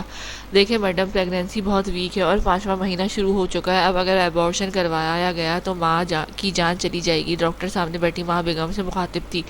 بسمہ ایک طرف کھڑی آنسو پوچھے جا رہی تھی۔ میں کسی اور ڈاکٹر کے پاس چلی جاؤں گی لیکن یہ بچہ ضرور ختم کرواؤں گی۔ ماہ بیگم پھر انکار کر بولتی اٹھی اور بسما کو تقریباً گھسیٹتے ہوئے باہر نکلی۔ ساکت سا کھڑا حارث فوراً رخ موڑ کر کھڑا ہو گیا۔ وہ دونوں سے دیکھ نہ سکی۔ حارث عجیب سے تاثر لیے ان کے پیچھے گئے۔ وہ جا چکی تھی، تھکے تھکے قدم لیے وہ ہاسپٹل کے اندر آ گیا۔ ہاسپٹل سے ڈسچارج ہوتے ہی وہ امارہ اور بچی کو لے کر گھر آ گیا۔ تکیہ بیگم پوتی کو دیکھ کر جی اٹھی تھی، جبکہ اعجاز صاحب نے اب تک خیر خبر نہیں لی تھی۔ اس کا کیا نام رکھے؟ امارہ نے گمسم سے حارث سے سوال کیا۔ اس کے ذہن میں بسما کے الفاظ گونجے، اللہ نصیب اچھے کرے گا، میری شہزادی بالکل حور کی طرح ہے، حور فاطمہ۔ اس نے مسکرا کر کہا، بہت پیارا، یہی نام ٹھیک ہے۔ امارہ خوش ہو گئی۔ حارث کچھ دیر خاموشی کے بعد اس کے حارث کو پکارا، جو سوتی ہوئی حور کا معصوم چہرہ سے دیکھ رہا تھا۔ اس نے ہنکارا بھرا، آپ بیٹی پر خوش ہیں؟ وہ بولی تو لہجے میں خوف تھا۔ حارث اس کے خوف محسوس کر کے لب بھیج گیا۔ نظر موڑ کر اپنی پھول جیسی بیٹی کو دیکھا، کچھ سوچتے وہ اٹھ کھڑا ہوا۔ میں آتا ہوں ذرا تیزی سے کہتا وہ باہر نکل گیا۔ 2-3 ہاسپٹل میں چیک اپ کروانے پر ہر بار ڈاکٹر نے یہی کہا کہ ابارشن ناممکن ہے۔ ماں بیگم جلے پیر کی بلی کی طرح پورے گھر میں پھر رہی تھی۔ بسما نے سندری کو ساری بات بتا دی تھی۔ وہ بھی کافی پریشان تھی، مگر بہت سوچنے پر اس نے اسے حارث کے سب کچھ بتانے کا مشورہ دیا۔ وہ دھڑکتے دل کے ساتھ کمرے میں داخل ہوئی۔ سامنے حارث شیشے کے سامنے کھڑا سر پر کلر لگا رہا تھا۔ وہ سفید بالوں کو چھپانے اور چہرے پر جوانی کے تاثرات برقرار رکھنے کے لیے اپنا بہت دھیان رکھتا تھا۔ بسما جانتی تھی وہ ہر طرح کی بری عادت کا شکار ہے، شراب نوشی، زنا، نشہ کرنا، مگر اس معاملے میں وہ چپ رہتی تھی۔ کوئی عرصے سے جوہریب نے اس کے قریب آنا چھوڑ دیا تھا، مگر بسما نے اس پر کوئی خاص توجہ نہ بلکہ جان خلاصی پر شکر ادا کیا۔ میں کچھ کہنا تھا، وہ بے چینی سے انگلیاں مروڑتی ہوئی اٹک کر بولی۔ حارث بنا کوئی جواب دیے اپنے کام میں لگا رہا۔ میں ماں بننے والی ہوں۔ اس کی بات سن کر حارث جھٹکے سے پیچھے مڑا۔ کیا؟ کب سے؟ وہ حیران ہوا تھا۔ 5 ماہ، وہ بولی۔ کیا 5 ماہ سے؟ اور تم مجھے اب بتا رہی ہو؟ وہ ہاتھ سے کلر کی کٹوری چھوڑ کر اب اس کی جانب چلایا۔ بسما کا حلق تک خشک گیا۔ مجھے معلوم نہیں تھا، کل ہی ماں بیگم ہاسپٹل لے گئی تھی ابارشن کے لیے۔ تو اس کی بات حارث نے کاٹ دی۔ موم ابارشن کے لیے؟ What nonsense! وہ غصے سے کہتا کمرے سے نکل گیا۔ بسما خوفزدہ سی وہیں کھڑی رہ گئی، اور پھر حارث نے ماں بیگم کے ساتھ جو بحث کی وہ ایک الگ کہانی ہے۔ کل گل خان تو ویسے ہی گھر سے باہر ہوتا، ہاں، مگر وہ گھر کے ہر بات علم رکھتے تھے۔ اس وقت بھی وہ اس دوسرے شہر میں تھے، مگر بسما کی پریگننسی کا علم انہیں پہلے سے تھا۔ شاید ماں بیگم نے بتایا ہو یا پھر کوئی ملازم مخبر ہو۔ غرض یہ کہ حارث بسما کا خیال رکھنے لگا۔ جب وہ گھر ہوتا تو کمرے میں بٹھا کر ملازم کو حکم دے کر اس کے لیے پھل اور کھانے کی اشیاء وغیرہ منگاتا۔ اس دن وہ اسے لے کر شہر بھی گیا تھا۔ بسما کو شاپنگ کرائی۔ شادی کے 8 ماہ بعد اس نے گھر سے باہر کی دنیا دیکھی، ڈھنگ کے کپڑے لیے، ورنہ تو ماں بیگم یا دوسری بہنیں بھابیاں اسے اپنی اترن دے دیتی تو وہ اس پر بھی شکر کر لیتی۔ حارث کو بدلتا رویہ دیکھ کر ماں بیگم کو آگ لگ پڑی تھی۔ سندری حد درجہ پریشان تھی، مگر وہ بسما سے کچھ کہتی نہ تھی۔ ایک دن حارث اسے لیے حویلی سے نکل آیا۔ پیدل چلتے چلتے اسے کھیتوں کی سیر کروانے لگا۔ وہ سب کچھ بھلائے بس یہ خوشی محسوس کر رہی تھی۔ وہ نہیں سوچتی تھی کہ وہ خوشی وقتی بھی ہو سکتی ہے، مگر اتنا عرصے بعد وہ خوش تھی اور وہ خوش رہنا چاہتی تھی۔ اسے اتنا سمجھ آ گیا تھا کہ اگر وہ حارث کو ایک بیٹا دے دے تو بدلے میں حارث اس کے پیروں میں گر جائے گا، مگر یہ اس کے اختیار میں تو نہ تھا، نہ وہ بیٹا جنے۔ کھیتوں میں گھومتے گھومتے بسما کی نظر ایک دم امبش اور جاذب پر پڑی، جو کچھ بات کرتے ہوئے پگڈنڈی سے گزر رہے تھے۔ بسما کے دل کی دھڑکن ایک دم تیز ہو گئی۔ اس نے حارث کو پکارا، جو سامنے کھیتوں کی طرف دیکھ رہا تھا۔ ہاں، وہ چونک کر بولا، مجھے پیاس لگ رہی ہے بہت زیادہ، تھوڑے چکر بھی آ رہے ہیں۔ اس نے سر پر ہاتھ رکھ کر کہا۔ امبش اور جاذب کی نظر بھی ان دونوں پر پڑ چکی تھی، اس لیے کھڑے ہو کر دور سے دیکھنے لگے۔ تم بیٹھو یہیں، میں ٹیوب ویل سے پانی لاتا ہوں، ٹھیک ہے؟ حارث اسے زمین پر بٹھا کر دوسری طرف چلا گیا۔ وہ تیزی سے اٹھی اور امبش کی جانب بھاگی۔ امبش بھی تڑپ کر اس طرف آئی۔ وہ دونوں گلے لگ گئی۔ کتنی ہی دیر وہ دونوں یوں ہی گلے لگی روتی رہیں۔ جاذب حسرت سے اس کا بھرا ہوا سراپا دیکھ رہا تھا۔ آنکھوں میں نمی کو صاف کر کے وہ مسکرا کر آگے بڑھا۔ بسما تو ٹھیک ہے نا؟ وہ یہ کہہ اور یہ کیا تم؟ امبش اسے الگ ہوتے ہوئے اس کے وجود پر ڈال کر بولی۔ ہاں، بس اتنا ہی کہہ پائی۔ کیسی ہو؟ جاذب کی لرزتی آواز پر اس نے اسے دیکھا۔ پتہ نہیں، وہ کھوئی سی بولی۔ اس کی نیلی آنکھیں اداس تھیں، دکھی تھی۔ خوش ہو؟ دوسرا سوال، اگر بیٹا ہوا تو شاید خوشیوں کی امید ہو، اگر بیٹی ہوئی تو وہ ٹرانس کی کیفیت میں اس کی آنکھوں میں دیکھتے جا رہی تھی۔ تو جاذب نے اسے حفظ کرنے کا ارادہ کر لیا تھا، تبھی نظر نہیں ہٹا رہا تھا۔ تو شاید موت، جیسے اس کی پہلی بیوی۔ وہ مسکرائی، کرب زدہ مسکراہٹ۔ اگر پلٹنا چاہو تو اس ناچیز کی جان بھی حاضر ہے، مرتے دم تک انتظار کروں گا۔ وہ بولا، بھول جاؤ، انتظار لا حاصل ہے۔ وہ اس کے دل کے 1000 ٹکڑے کر کے پلٹ گئی، آنسو پوچھتی وہی واپس اپنی جگہ آ گئی۔ جاذب اپنی سرخ آنکھوں سے امبش کو دیکھنے لگا، جو ایک طرف کھڑی اپنے بہتے آنسو کو صاف کر رہی تھی۔ چلو، اتنا کہہ کے وہ آگے بڑھ گیا، جبکہ امبش کا دل اس کی لرزتی آواز پر 100 بار کٹا تھا۔ حور کو نہلا کر دھوپ میں لٹایا، تکیہ بھی وہیں کرسی لگائے بیٹھی تھی۔ امارہ کچن میں پھل اٹھا کر وہیں لے آئی۔ جانتی ہو جب میری بسمہ پیدا ہوئی تھی نا تو اس کی آنکھیں دیکھ کر سبھی حیران تھے، وہ کھوئی کھوئی سی بولنے لگی۔ ارسلان اور حارث جب بھی اس کے پاس آتے تو اعجاز صاحب انہیں ڈانٹ دیتے، دونوں بھائی اسے پیار کرنے کو ترستے، وہ تھی بھی تو کتنی پیاری۔ رفتہ رفتہ اعجاز صاحب کی ڈانٹ اور ہر وقت عورت ذات کی تسلیل سے وہ دونوں بھائی بہن سے دور ہو گئے۔ وہ دکھ سے بولی، ہمارا یکٹک انہیں دیکھ رہی تھی، وہ بہت صابر تھی، اس نے کبھی گلہ نہیں کیا کسی چیز پر۔ میرا دل کرتا ہے یہ سوچ کر کہ وہ وہاں کیسے زندہ ہوگی، کیسے اذیتیں جھیلتی ہوگی۔ اس کے آنسو گالوں پر لڑک گئے۔ آنٹی وہ وہاں ٹھیک ہے، اس پر ظلم نہیں ہوتا، جانتی ہوں ہے وہ ماں بننے والی ہے، ہمارا انہیں تسلی دینا چاہیے۔ میں جانتی ہوں سب کچھ کہ وہاں کیا ہو رہا ہے۔ وہ استہزیہ ہنسی یوں جیسے امارہ کی جھوٹی تسلی پر ہنسی ہو۔ کیا مطلب؟ وہ حیران ہوئی۔ فریدہ وہاں نوکرانی ہے، وہ مجھے سب بتاتی ہے، انہوں نے اپنی پڑوسن کا نام لیا جو اکثر وہاں آتی رہتی ہے۔ ہمارا گہری سانس لے کر رہ گئی۔ آپ اللہ پر بھروسہ رکھیں، انشاءاللہ سب ٹھیک ہوگا۔ وہ دھیرے سے بولی، تیرا دماغ درست ہے؟ میری اجازت کے بغیر تو نے زمین اس مہنوز کے نام کروائی بھی کیسے؟ اعجاز صاحب کی چنگاڑ پورے گھر میں گونجی تھی۔ بیوی ہے وہ میری، سمجھے آپ، میری زمین تھی، میں نے اس کے نام کر دیا، آپ ہوتے کون ہیں اس مہنوز کہنے والے؟ حارث کی آواز اونچی ہو گئی۔ تیری اس بیوی نے لڑکی جنی ہے، ہمارا گھر ہماری نسل پلید کر دی اس نے۔ اعجاز صاحب امارہ کی جانب دیکھ کر حقارت سے بولے، ابو اگر میری بیوی ہے آپ کو تکلیف ہے تو میں اسے لے کر یہاں سے چلا جاتا ہوں۔ حارث باپ کے آگے کھڑا ہو گیا۔ حارث پتر ہوش سے کام لے، تکیہ کا دل ہول اٹھا۔ دیکھ حارث، جانتا ہے نا لڑکی منحوس ہوتی ہے، دیکھ میری ماں نے اسے کسی دارالمان میں چھوڑا، میں نے رکھنے کی غلطی کی تھی، میں نے تو یہ غلطی مت دہرا۔ وہ اب تحمل سے بولے، وہی لفظوں کا جال، وہی میٹھی چھری، مگر اس بار سامنے ایک بھائی نہیں باپ کھڑا تھا۔ چلو ہمارا سامان پیک کرو۔ وہ باپ کو گھورتا ہوا ہمارا سے بولا، سندری تم نہا لو، یہ میں کر لوں گی۔ چائے بناتی سندری کو بسمہ نے کہا، احتیاط سے، میں 5 منٹ میں آ جاؤں گی، تم یہ ماہ بیگم کو دے دینا، ورنہ کے ملازم کو دے دینا۔ وہ کچن سے نکلنے لگی۔ میں دے دوں گی، بسمہ مسکرا کر بولی۔ چائے لے کر وہ ماہ بیگم کی جانب بڑھ گئی۔ جسم بھاری ہونے کی وجہ سے اس کے پیروں میں سوزش ہو گئی تھی۔ 8واں مہینہ شروع ہو چکا تھا، وہ بہت مشکل سے چھوٹا موٹا کام کر پاتی تھی۔ کمرے کے دروازے پہنچ کر اس نے دستک دی۔ اجازت ملنے پر وہ اندر گئی تو حارث ماں کے ساتھ بیڈ پر ہی بیٹھا تھا۔ وہ چائے سائڈ ٹیبل پر رکھ کر پلٹ گئی، کمرے کی طرف جانے ہی لگی تھی کہ حارث کی آواز پر رک گئی، یہیں اوپر رکو، میں تمہاری شال لے آتا ہوں، ہاسپٹل چلنا ہے۔ وہ اسے کہہ کر خود سیڑھیاں پھیلانگتا اوپر چلا گیا۔ بسمہ کی عجیب وہم نے ستایا۔ آدھے گھنٹے بعد وہ دونوں ہاسپٹل میں تھے۔ حارث نے ڈاکٹر سے کچھ بات کی تو وہ سر ہلا کر بسمہ کی جانب آئی۔ چلے میڈم میرے ساتھ۔ وہ اسے لے کر ایک روم میں چلی گئی۔ یہاں لیٹ جائیے، اسے بیڈ کی جانب اشارہ کر کے بولی۔ ڈاکٹر کیا کریں گے آپ پر؟ بسمہ نے دھڑکتے دل سے پوچھا، میم آپ کے ہسبینڈ نے الٹرا ساؤنڈ کرنے کا کہا ہے، آپ لیٹ جائیں یہاں، وہ کہہ کر مشین سیٹ کرنے لگی، جبکہ بسمہ کا حلق خشک ہو گیا۔ اگر بیٹی ہوئی تو وہ سوچ کر ہی دہل گئی، چپ چاپ دھڑکتے دل کے ساتھ بیڈ پر لیٹ گئی۔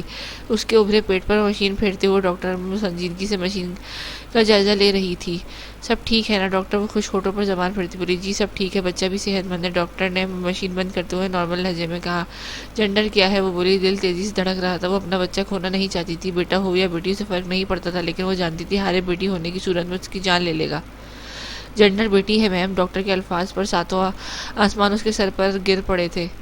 چٹاک سائے راستے وہ ریش ڈرائیونگ کر کے گھر تک پہنچا۔ گھر آتے ہی بے دردی سے بسمہ کی گاڑی سے نکال کر گھسیٹتا ہوا اندر لایا اور زوردار تھپڑ دے مارا۔ منحوس عورت اپنی جیسی ہی منحوس کو پیدا کرے گی، وہ دھاڑا۔ بسمہ کا دماغ اس کا تھپڑ کھا کر ہی سنک ہو گیا تھا۔ سندری ماہ بیگم دونوں دیورانی اور خیر سے گل خان بھی تھوڑی دیر پہلے گھر آئے تھے، سب ہی گھر باہر نکل آئے۔ کیا ہوا حارث؟ سب ٹھیک ہے، ماہ بیگم تیزی سے بولی۔ مام اس محروس عورت کا کتنا خیال رکھا میں نے، ہاں لیکن یہ بھی کمینی نکلی، ایک وارث تک نہیں دے سکی، اس کے پیٹ میں اسی جیسی منحوس لڑکی پل رہی ہے۔ وہ چیخ کر ماں کو بتانے لگا۔ بسمہ پھٹی پھٹی آنکھوں سے دیکھنے لگی، اتنا بے حس شخص۔ ماہ بیگم کے چہرے پر شاطرانہ مسکراہٹ آ گئی۔ یہ لگائی آگ انہی کی تو تھی، میں نے کہا تھا نا کہ اس کا بچہ مت پیدا کرو، اب دیکھ لیا انجام، اس کی پہلے 2 عورتیں لا چکے ہو تم، ان دونوں نے تمہیں وارث نہیں دیا۔ وہ بیگم حقارت سے بولی۔ گل خان سمیت سبھی خاموشی سے دیکھ رہے تھے۔ میں اسے زندہ نہیں چھوڑوں گا۔ بھارے بری طرح اسے گھسیٹ کر سیڑھیوں پر چڑھ کر کمرے میں لے گیا۔ جھٹکا لگنے پر بسمہ کے پیٹ میں درد کی ٹیس اٹھی تھی۔ ہارے پلیز مجھے درد ہو رہا ہے، وہ بے بسی سے روتی ہوئی بولی، مگر سامنے موجود پتھر پر اثر نہ ہوا۔ تجھے آج جان سے مار دوں گا میں، اسے جھٹکے سے بیڈ پر پھینکتا اس پر وحشیوں کی طرح جھکا۔ دروازہ کھولو، کھولو دروازہ۔ حارث دروازہ مسلسل پیٹنے پر وہ اسے چھوڑ کر دروازے کی طرف لپکا۔ سندری سامنے کھڑی قہربار نظروں سے اسے دیکھ رہی تھی۔ کیا ہے، کیا چاہیے؟ وہ بیدارگی سے بولا۔ بسمہ نے واضح محسوس کیا تھا کہ غصے میں ہونے کے باوجود سندری کے سامنے سخت الفاظ الفاظ نہیں بولا تھا۔ سندری اسے نظر انداز کرتے کمرے میں داخل ہوئی۔ چلو میرے ساتھ، وہ بسما کو سہارا دے کر اٹھنے لگی۔ دیکھ لڑکی، ہماری ڈیل ہوئی تھی، تم ہمارے معاملے میں نہیں گھسو گی، مگر جب سے یہ لڑکی آئی ہے تم ہوا میں اڑنے لگی ہو۔ جاتے جاتے سندری اس کی بات پر رکی۔ ہماری ڈیل تو یہ بھی ہوئی تھی کہ تم مجھے تنگ نہیں کرو گے، مگر 1 سال ہونے کو ہے، اس لڑکی کے ساتھ تم لوگوں کا رویہ مجھے تنگ نہیں کر رہا بلکہ غصہ دلا رہا ہے۔ اس کی آنکھوں میں دیکھتی آگ اگلتے لہجے میں کہہ کر بسما کو لیے کمرے سے نکل گئی۔ موم موم، وہ چیختا ہوا ماں بیگم کو پکارنے لگا۔ اس کی چنگاڑتی آواز اور کمرے میں چیزوں کو ٹوٹنے کی آواز نے بسما اور سندری کو دور تک پیچھا کیا، مگر سندری نظر انداز کرتی اسے اپنے کمرے میں لے آئی۔ سندری، تمہارا حارث سے کیا رشتہ ہے؟ وہ اسے بستر پر لٹا کر پانی کا گلاس بھر رہی تھی جبکہ اس سوال پر رکی۔ وقت آنے پر سب پتہ چل جائے گا، فی الحال میرا دماغ زور مت دو۔ وہ گلاس لے کر بڑھتی ہوئی مسکرا کر بولی، ربیہ ٹھیک ہے نا، درد تو نہیں ہے؟ بسما نے کچھ بولنے سے پہلے اس نے بات بدل دی۔ نہیں، پیٹ میں درد اٹھا تھا مگر اب بہتر ہے، آرام ہے۔ وہ بولی، اچھا تم آرام کرو، میں کچھ کھانے کھلاتی ہوں۔ وہاں کمرے سے باہر مت نکلنا، کنڈی لگا لو اندر سے۔ وہ اسے ہدایت دے کر کمرے سے نکل گئی۔ بسما نے اٹھ کر کمرے کی کنڈی لگائی اور بستر پر لیٹ گئی۔ اپنی اوقات بھول گئی ہے تو، اس منحوس کی حمایت کرتی ہے۔ کہا تھا نا کہ ہمارے گھر کے معاملات میں دخل نہیں دے گی۔ حارث کچن میں کھڑی سندری کو دیکھ کر بفر گیا۔ مسٹر حارث گل خان، وہ اس کی طرف مڑی۔ میں 3 سال ہو گئے مجھے یہاں آئے ہوئے، تم لوگوں کے معاملات میں ایک لفظ نہیں بولی، لیکن اب معاملہ ایک عورت کا ہے، بیمار حاملہ عورت، اور میرا تمہارا اس کا رشتہ بھی جانتے ہو۔ وہ آپ جناب کی زحمت سے دور سے تم کہہ کر پکارتی جواب دینے لگی، جس پر حارث کے جسم میں آگ دوڑ گئی۔ حارث، اندر چلو، شور مت کرو، سب کو پتہ چل جائے گا، مشکل ہو جائے گی۔ وہاں بیگم شور سن کر تیزی سے کمرے سے نکلتی اس تک پہنچی۔ اپنے بیٹے کو کہہ دیں اگر بسما کا ہاتھ لگانے کی کوشش بھی کی تو بھول جائیے گا کہ وہ اپنی حویلی اور جائیداد۔ سندر علی آگ اگلتی لہجے میں کہہ کر کھانے کی ٹرے اٹھائے تن فن کرتی اپنے کمرے کی جانب چلی گئی۔ مجھ سے نہیں ہوتا برداشت، اب میں تو کہتا ہوں ان دونوں منحوس کو زمین میں گاڑ دیتے ہیں۔ وہ ماں کے ساتھ کمرے میں آتے ہی شروع ہو گیا۔ حارث، ہوش کرو، اسے مار سکتے ہوتے تو اب تک زندہ نہ چھوڑتی۔ ماں بیگم نے اسے فوراً ٹوکا۔ آپ تو کہہ رہی تھی کہ اسے قابو کر لیں گے، لیکن 3 سال ہو گئے آپ سے یہ چھٹانک بھر کی لڑکی قابو نہیں ہوئی۔ وہ اب ماں پر چڑھ دوڑا۔ وہ چھٹانک بھر کی لڑکی بہت شاطر ہے، اور تم سارے الزام مجھ پر مت لگاؤ۔ تم سے کس نے کہا تھا عشق کے بھوت کو سر پر سوار کر لو؟ کس نے کہا تھا حویلی اور اپنے حصہ اس شاطر عورت کے نام کرنے کی؟ کمینی خود تو مر گئی، لیکن اپنے جیسے ہی لڑکی جس کی جن کر گئی ہے۔ ماں بیگم کی زبان چالو ہو چکی تھی۔ اپنے اندر کی بھڑاس نکال کر وہ حارث کو دیکھنے لگی۔ ماں، باقی سب چھوڑیں، یہ بتائیں کہ کیا کرنا ہے؟ اگر یہ دونوں بھاگ گئی یا پھر اس سندری نے کچھ کر دیا تو؟ وہ اپنا خدشہ بیان کرنے لگا۔ اسی لیے کہا تھا کہ اس کے منہ مت لگنا، لیکن تم تو سیدھا چڑھے دوڑے اس کے پر۔ کیا ضرورت تھی کچن میں گھس کر جنگ شروع کرنے کی؟ وہ پھر سے اس پر چڑھائی کرنے لگی۔ موم، اس نے بے بسی سے ماں کو دیکھا۔ وہ نہیں نکل سکتی یہاں سے، وہ دونوں کا نکلنا ناممکن ہے، لیکن پھر بھی کچھ تو حل نکالنا ہوگا۔ پانی سر سے اوپر ہو گیا۔ وہ سنجیدگی سے بولی، بسما، یہاں سے نکلنا ناممکن ہے۔ میں نے سوچا تھا رات ہوتے ہی یہاں سے نکل جائیں گے، لیکن وہ دونوں کی پشت سخت کر دیا ہے، ان لوگوں نے پہرا سخت کر دیا ہے۔ وہ دونوں ماں بیٹا لاؤنج میں ہی بیٹھے خسر پسر کر رہے تھے۔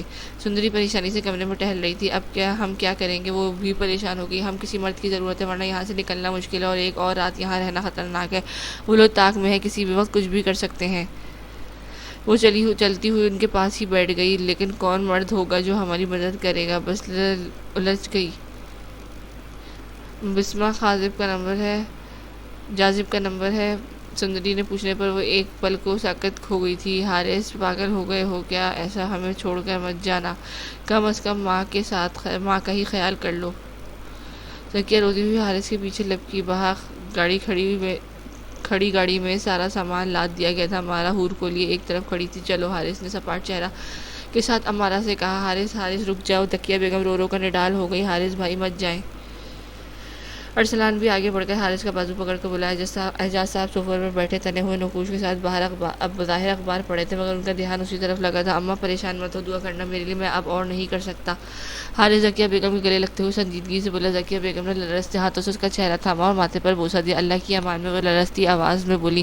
انہوں نے دوبارہ اسے روکا نہیں تھا، کم از کم اس جہنم سے نکل رہا تھا۔ یہاں رہتا تو اعجاز بیگم اس کا جینا حرام کر دیتے۔ حور کو بے تحاشا چوم کر امارا کو سینے سے لگا کر انہوں نے الوداع کہہ دیا۔ خوش ہیں اب آپ؟ میرے بچے مجھ سے چھین لیے، اب بہت خوش ہیں؟ پڑ گئی ٹھنڈک دل میں۔ وہ کے جاتے ہی ذکیہ پھٹ پڑی تھی۔ چپ کر کمینی کیوں گلا پھاڑ رہی ہے؟ اعجاز صاحب بگڑ گئے۔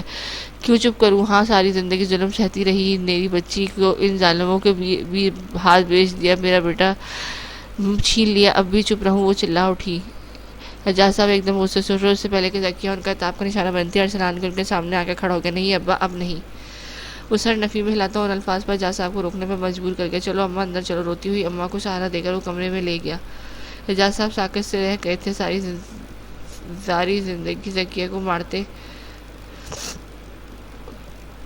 پیٹتے رہے، کبھی ان کے بیٹوں نے ایک لفظ نہ کہا، مگر آج ان کے بیٹوں کے تیور انہیں اشتعال دلا گئے تھے۔ وہ اسے تن فن کرتے گھر سے نکل گئے، لیکن حارث کو کیوں، جاذب کو کیوں؟ وہ حیران رہ گئے۔ بسمہ ایک وہی ہے جو تمہاری خاطر جان بھی دے گا، ورنہ تمہارا باپ اور بھائی وہ تو کچھ کرنے سے رہے۔ سندری نے سر جھٹک کر کہا، لیکن تم جاذب کو کیسے؟ وہ اب تک حیران تھی۔ امبریش سے اکثر ملاقات ہوتی ہے، تمہاری خیریت پوچھتی رہتی ہے، وہ سندری نے جواب دیا تو بسمہ ساری بات سمجھ جا گئی۔ سوچو مت، اگر نمبر ہے تو بتا دو۔ سندری اسے گمسم دیکھ کر دوبارہ بولی، جاذب کا نہیں ہے، امبریش کا ہے۔ بسمہ نے دھیرے سے کہا، نمبر بولو جلدی سے۔ سندری تیزی سے اٹھ کر الماری سے چھوٹا سا موبائل نکال لائی۔ ہاں، وہ موبائل دیکھ کر پہلے حیران ہوئی، پھر سر جھٹک کر نمبر بولنے لگی۔ تبھی دروازہ کھٹکھٹانے پر وہ دونوں چونکی۔ باہر نکلو سندری، حارث کی آواز پر وہ دونوں ساکت ہو گئیں۔ وہ دونوں شہر آ چکے تھے۔ حارث نے وہاں ایک اپارٹمنٹ خرید رکھا تھا۔ وہ دونوں پہلے ہی اعجاز صاحب کا رویہ دیکھ کر اس نے علیحدہ ہونے کا فیصلہ کر لیا تھا، مگر وہ فی الحال ماں کو اکیلا نہیں چھوڑ سکتا تھا۔ لیکن اعجاز صاحب سے لڑائی کے بعد وہ سب کچھ چھوڑ چھاڑ کر یہاں چلا آیا۔ حارث آپ کو اس طرح آنٹی کو چھوڑ کر نہیں آنا چاہیے تھا، وہ پہلے ہی بیمار رہتی ہے، مزید بیمار نہ ہو جائے۔ امانہ سخت پریشان تھی، وہ نہیں آنا چاہتی تھی، مگر حارث کے غصے اور سختی پر وہ مارے بندے چلی آئیں۔ حارث چپ چاپ کان لپیٹ گیا تھا۔ پریشان وہ بھی تھا، لیکن وہ اس وقت کسی سے بحث کرنے کے موڈ میں نہیں تھا۔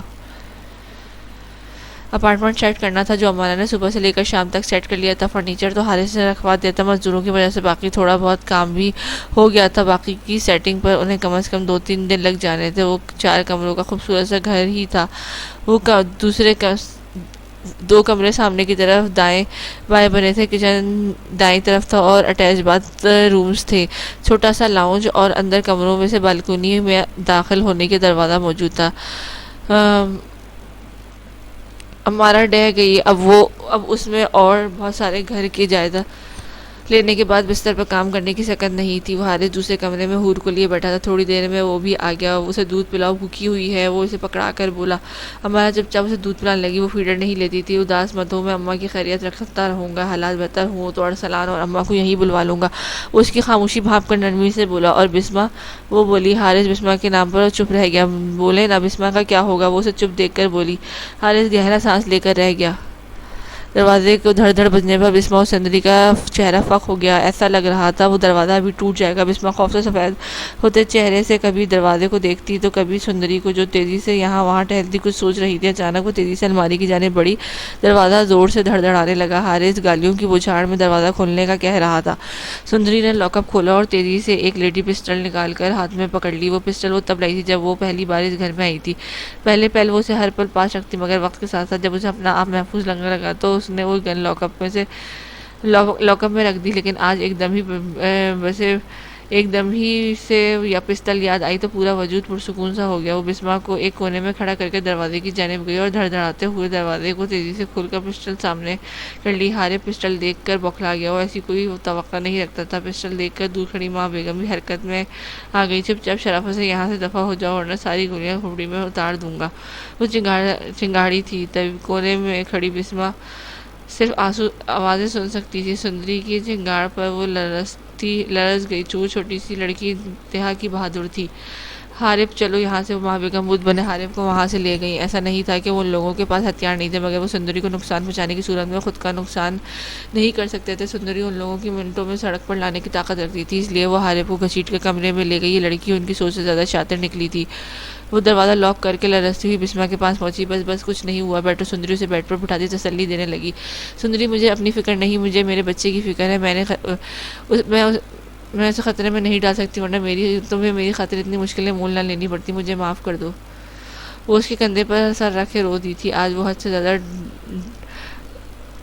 ڈر گئی تھی، اسے لگا تھا کہ سب ختم ہو گیا، مگر سندری کی وجہ سے وہ پھر سے بچ گئی۔ اس نے ایک بار پھر اسے اپنے اس درندے سے بچا لیا، مگر کب تک؟ دوپہر میں وہ سو رہی تھی۔ سندری دروازہ بند کر کے کچن میں گئی۔ ملازم کو سندری کے کہنے پر کھانا بچا کر رکھا ہوا تھا، کھانے کی ٹرے لیے وہ اوپر پہنچی تو کمرے کا کھلا دروازہ دیکھ کر دہل گئی۔ تیزی سے اندر گئی تو اس کی آنکھیں پھٹ گئی۔ بسمہ کمرے میں موجود نہیں تھی، وہ کچن سے ہی آ رہی تھی اور کچن مین دروازے کے قریب ہی تھا، مطلب وہ باہر نہیں نکلی تھی۔ اگر نکلی ہوتی تو سندری کو ضرور دیکھتی۔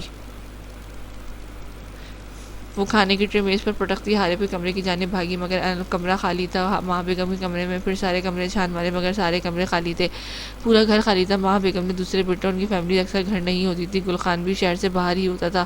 گھر میں 2 دن سے صرف ماں بیگم، حارث اور ملازم ہی تھے، مگر حارث بھی اس وقت کہیں نہیں تھا۔ وہاں وہ اپنے دھڑکتے دل کے ساتھ پورے لاؤنج میں بھاگنے لگی۔ ایک دم وہ تیزی سے کمرے میں گئی، پسٹل اس کے پاس ہی تھا۔ اپنی موبائل اٹھا کر باہر بھاگی، کس کو فون ملاتے وہ گیٹ کی طرف بھاگی۔ چوکیدار گیٹ پر ہی تھا، فون پر بات کرتے وہ تیزی سے چوکیدار کی طرف گئی۔ کیا اس گھر میں کھانا بھی نہیں ملے گا؟ اب اعجاز صاحب غصے سے تن فن کرتے کمرے میں آئے جہاں ذکیہ بیگم اپنے کپڑے طے کر رہی تھی۔ اعجاز بیگم کو مکمل نظر انداز کرتی اپنا کام کرتی نہیں۔ بہری ہو گئی ہے کیا؟ سنائی نہیں دے رہا؟ وہ اپنا آپ نظر انداز ہوتا دیکھ کر سلگ اٹھے۔ کیا آپ نے یہاں نوکر رکھے ہیں جو کام کریں، کھانا پکائیں؟ ویسے بھی جیسے آپ نے منحوس کہہ کر گھر سے نکال دیا ہے، وہی سارے کام کرتی تھی، اب وہ نہیں ہے تو کوئی اور انتظام کر لیں۔ وہ سپاٹ لہجے میں کہتی اعجاز صاحب کو سلگا گئی تھی، زبان چلاتی ہے میرے آگے، وہ تیری اتنی جرت؟ وہ تیزی سے ان تک پہنچے، اس کے بال جکڑنے کو آگے بڑھے، مگر اس سے پہلے کمرے میں داخل ہوتے ارسلان کے ان کے قدم روک لیے۔ کھانا میز پر پڑا ہے، جا کر کھا لیں، میری ماں کو کچھ کہنے سے پہلے سوچ لے کہ انجام بہت برا ہو سکتا ہے۔ ارسلان کی رگیں تنی ہوئی تھی۔ اعجاز صاحب خاموشی سے باہر نکل گئے۔ بسمہ کہاں ہے؟ بولو۔ وہ چوکیدار کے پاس پہنچتی پوچھنے لگی کیا مطلب؟ بی بی جی مجھے نہیں معلوم۔ وہ ہڑبڑا کر بولا دیکھیں انکل، کسی کی زندگی اور موت کا سوال، اگر آپ نے کسی کو یہاں سے نکلتے دیکھا ہے تو پلیز بتا دیں۔ وہ نرم لہجے میں منت کرنے لگی بی بی یہاں سے میں نے کسی کو نکلتے نہیں دیکھا، ابھی میری بیوی حویلی سے نکل کر اپنے کوارٹر گئی ہے، آپ اس سے پوچھیں شاید اسے کچھ پتا ہو۔ چوکیدار نے بتایا اسے لے آؤ یہاں جلدی۔ وہ بے چینی سے بولی تو چوکیدار بھاگ کر کوارٹر کی جانب گیا۔ اس کی بیوی جو حویلی میں ملازمت تھی، اس سے پہلے تو خوف کے مارے کچھ نہ بتایا، مگر پھر سندری کے سمجھانے پر اس نے بتایا کہ اس نے ان لوگوں کی باتیں سنی تھی، کسی تہہ خانے کی بات کر رہے تھے۔ کچھ دیر پہلے ماں بیگم کچن کی پچھلی طرف گئی تھی جہاں کسی کو جانے کی اجازت نہیں ہے۔ سندری اس کی بات سن کر تیزی سے اندر گئی، لاؤنج سے گزر کر کچن کی جانب گئی۔ پیچھے کی طرف ایک کوریڈور تھا، وہاں سے گزر کر سامنے اسٹور روم تھا، اس کے علاوہ اور کچھ دکھائی نہیں دے رہا تھا۔ ابھی وہ پھولی ہوئی سانسوں کے ساتھ وہیں کھڑی تھی جب وہ کھٹکے پر دیوار کی اوٹ میں ہو گئی۔ وہاں نیم اندھیرا ہونے کی وجہ سے زیادہ صاف نہیں دکھ رہا تھا۔ ایک طرف دروازے کی جانب اس کی نظر پڑی تو حیران رہ گئی۔ دیوار میں ایسا پینٹ ہوا تھا کہ لگتا ہی نہیں تھا کہ وہاں ایک دروازہ ہے۔ ماں بیگم اور حارث دروازے کھول کر باہر نکلے اور تیزی سے اسے بند کر کے باہر کی جانب چلے گئے۔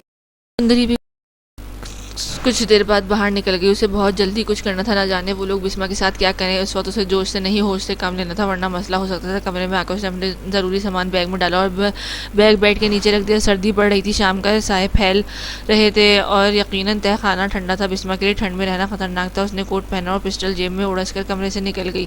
سنو، پہلے ڈائننگ ٹیبل صاف کر لو، پھر کھانا لگا دینا۔ کچن میں کھڑی ملازمہ کو مخاطب کرتی وہ وہیں کھڑی ہو گئی۔ ملازمہ چپ چاپ باہر نکل گئی۔ اس نے نکلتے ہی سندری نے تیزی سے کوٹ کی جیب سے ایک شیشی نکالی اور کھانے میں ڈیل دی، پھر کچن سے نکل کر کمرے میں آ گئی۔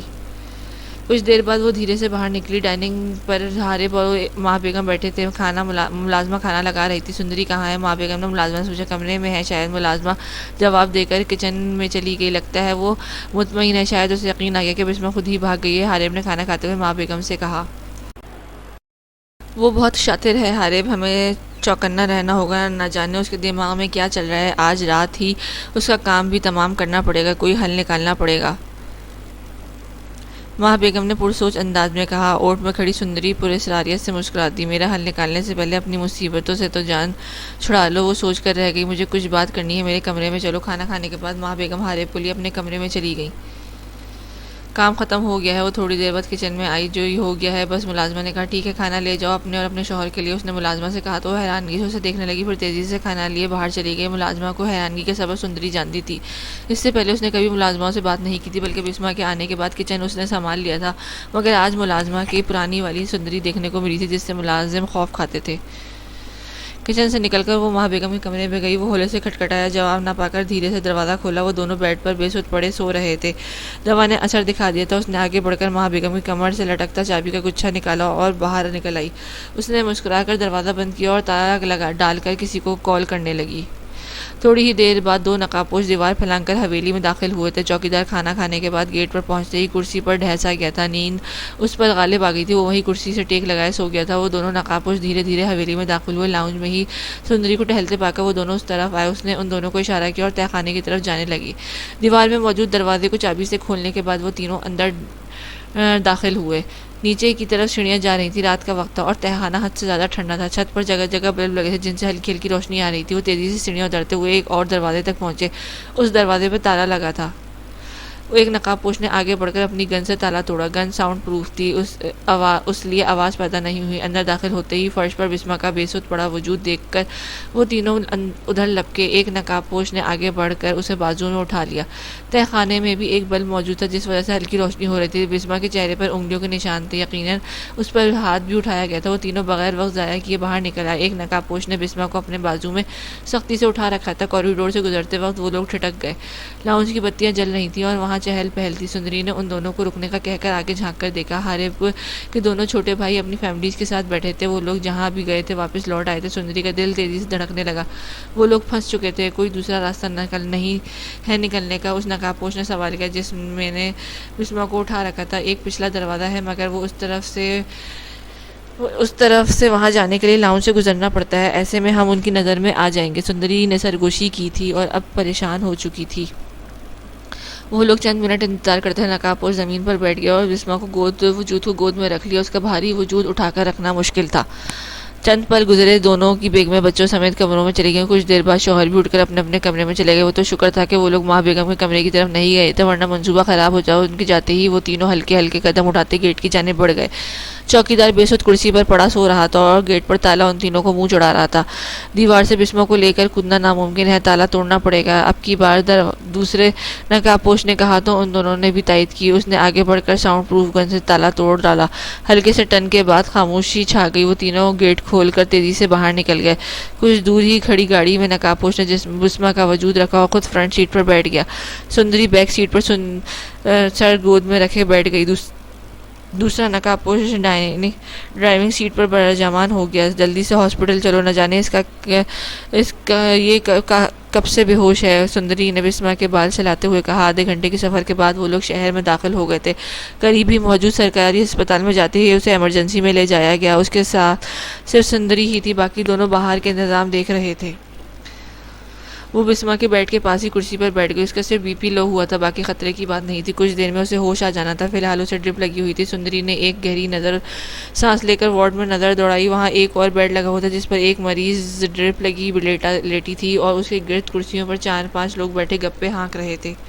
دیکھیں آپ لوگ باہر چلی جائیں. وارڈ میں مریض کے ساتھ اسے ایک بندہ الاؤ ہے. نرس نے ان لوگوں کو تنبیہ کی مگر وہ انسنی کرتا اپنے گپوں میں لگے رہے. نرس تو چلی گئی. وہ لوگوں کے کہکے اور باتوں سے بیزار سندری چپ چاپ انہیں دیکھ رہی تھی. وہ لوگ اب کھانے پینے میں بھی مشغول ہو چکے تھے. وارڈ میں ڈسٹ بن ہونے کے باوجود وہ لوگ فرش پر ریپر پھینک رہے تھے. چند منٹوں میں ہی وارڈ کوڑے دان بن چکا تھا. دوسری مرتبہ نرس جب اندر داخل ہوئی تو حق تک رہ گئی.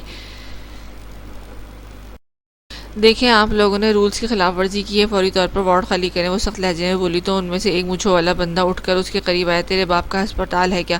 ہمارا مریض یہاں ہے. میری بیٹی ہے. وہ اکیلے میں ڈرتی ہے. ہم یہی ہیں. یہ کہہ کر واپس اپنی جگہ بیٹھ گیا. نرس وارڈ سے نکل گئی اور تھوڑی دیر بعد ایک آدمی اور چوکیدار کو ساتھ اندر داخل ہوئی. اس آدمی نے ان لوگوں کی اچھی ہی بے عزتی کی. اس کی مریضہ بی پی لو ہونے کی وجہ سے ڈرپ لگوا رہی تھی اور ڈرپ بھی کب کی ختم ہو گئی تھی. اسے ڈسچارج کر کے ملازم نے کمرہ صاف کیا. اب خالی وارڈ ہو چکا تھا. سندری اٹھ کر کھڑکی کے پاس چلی گئی. تھوڑی دیر پہلے والا شور اور کہکے ختم ہو چکے تھے. وارڈ میں خاموشی تھی.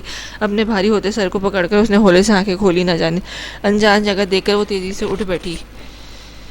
بسما تم ٹھیک ہو؟ اسے ہوش میں آتا دیکھ کر سندری اس کی جانب لپ گئی. سندری تم یہ میں کہاں ہوں؟ بسما حیرت سے سوال کرنے لگی. فی الحال رکو میں بعد میں بتاتی ہوں.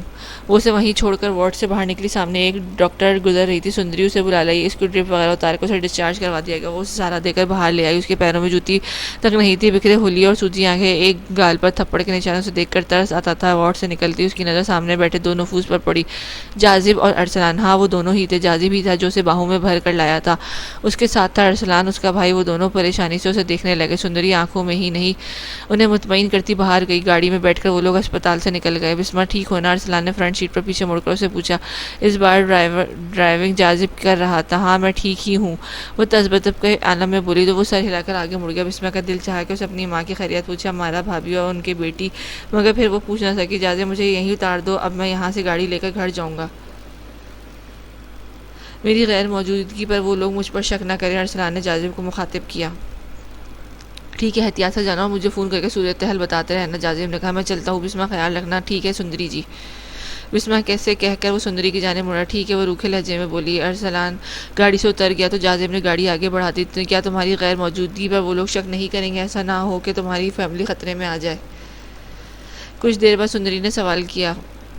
بسمہ سیٹ کی پشت سے ٹیک لگائے بیٹھی تھی۔ نہیں، میں دراصل گھر سے کم ہی ہوتا ہوں، شہر میں نوکری لگ گئی ہے، 2 ماہ سے آج گھر ہی جا رہا تھا جب تمہاری کال آ گئی، پھر سیدھا حویلی ہی پہنچا تھا۔ ارسلان کو کال کر کے وہیں بلا لیا، اس نے تفصیلی جواب دیا تھا۔ اور یہ گاڑی، سندری نے استفسار کیا، یہ گاڑی میرے دوست کی ہے، وہ اکثر دوسرے شہر میں ہوتا ہے، آج لیٹ ہو گیا تو یہ گاڑی اس کے گھر سے لے لی تھی، اس نے جواب دیا۔ ٹھیک ہے، اب کچھ کھانے کا بندوبست کر دو، بھوک لگ رہی ہے، اس نے تھکے تھکے لہجے میں کہا۔ ہاں میں وہیں ہوٹل کی طرف ہی جا رہا ہوں، اس نے جواب دیا۔ کچھ دیر بعد ہوٹل کے پاس گاڑی روک کر وہ اندر چلا گیا، کھانا پیک کروا کے گاڑی میں ہی لے آیا۔ کھانا تھوڑی دور گاڑی سائیڈ لگا کر گاڑی میں ہی کھانا کھا لیا۔ بسمہ دوپہر سے بھوکی تھی، اس نے پیٹ بھر کے کھایا۔ جازب نے بسمہ کو مخاطب نہیں کیا تھا اور نہ ہی بسمہ نے اس سے کچھ کہا تھا۔ وہ لوگ اپنے سفر پر دوبارہ چل پڑے۔ سندری نے بسمہ کو ساری رودات کہہ سنائی، وہ حق تک بس اس بہادر لڑکی کو دیکھے گئی۔ اس نے اپنی جان پر کھیل کر بسمہ کو بچایا تھا، اگر وہ پکڑی جاتی تو نہ جانے کیا ہوتا، وہ سوچ کر جھرجھری لیے بنا نہ رہ سکی۔ جازب مجھے واش روم جانا ہے، سندری نے گاڑی چلاتے جازب کو پکارا تو وہ چونکا۔ اچھا رکو، میں یہیں کہیں گاڑی روکتا ہوں، اس نے کچھ دیر بعد گاڑی ایک طرف روکی، وہ موبائل کی ٹارچ آن کرتی گاڑی سے نکل گئی۔ گاڑی میں اب صرف جازب اور بسمہ موجود تھے۔ پوچھو گے نہیں کیسی ہو؟ بسمہ کی آواز نے سکوت توڑا۔ کیا پوچھوں، تمہاری حالت مجھ سے چھپی ہوئی نہیں ہے، وہ گویا ہوا۔ قسمت نے کہاں لا کھڑا کیا ہے، میری حالت میرے چہرے سے ہی آیا ہے، پوچھنے کی نوبت ہی نہیں آتی، وہ تنزیہ مسکرائی۔ میں نے کہا تھا نا آخری سانس تک تمہارا انتظار کروں گا، اور آج بھی میں تمہاری اپنی بات پر قائم ہوں۔ وہ ایک آج سے بیک ویو مرر میں اس کے مرجھائے چہرے کو دیکھ کر بولا۔ اور آج میں یہ نہیں کہوں گی کہ انتظار لاحاصل ہے، مگر اتنا ضرور کہوں گی کہ تم ایسے راستے پر چل رہے ہو جس کی کوئی منزل نہیں ہے۔ میں نہیں جانتی کہ میں کب تک یوں ہی بھٹکوں گی، مگر میں اتنا جانتی ہوں کہ اب میں اکیلی نہیں ہوں، میری اولاد میرے ساتھ ہے، وہ اپنی اولاد کے معاملے میں کوئی خطرہ مول نہیں لے سکتی۔ تم انتظار کرنا چاہو یا دوسرا راستہ چنو یہ تمہاری مرضی ہے، مگر ہمارے راستے الگ الگ ہیں، یہ بات ذہن نشین کر لو جازب۔ وہ ایک بار پھر اس کا دل توڑ گئی تھی، وہ نم آنکھوں سے اپنی جگہ جامد رہ گیا تھا، اسے لگا کہ اب سب ختم ہو گیا، مگر پھر کچھ سوچ کر وہ مسکرایا۔ بسمہ کو اس کی ذہنی حالت پر شبہ ہوا تھا۔ محبت کچھ پانے کا نام نہیں ہے، بلکہ محبت تو وہ ہے جس میں ہر طرف اندھیرا ہونے کے باوجود بھی روشنی کی امید کی جائے۔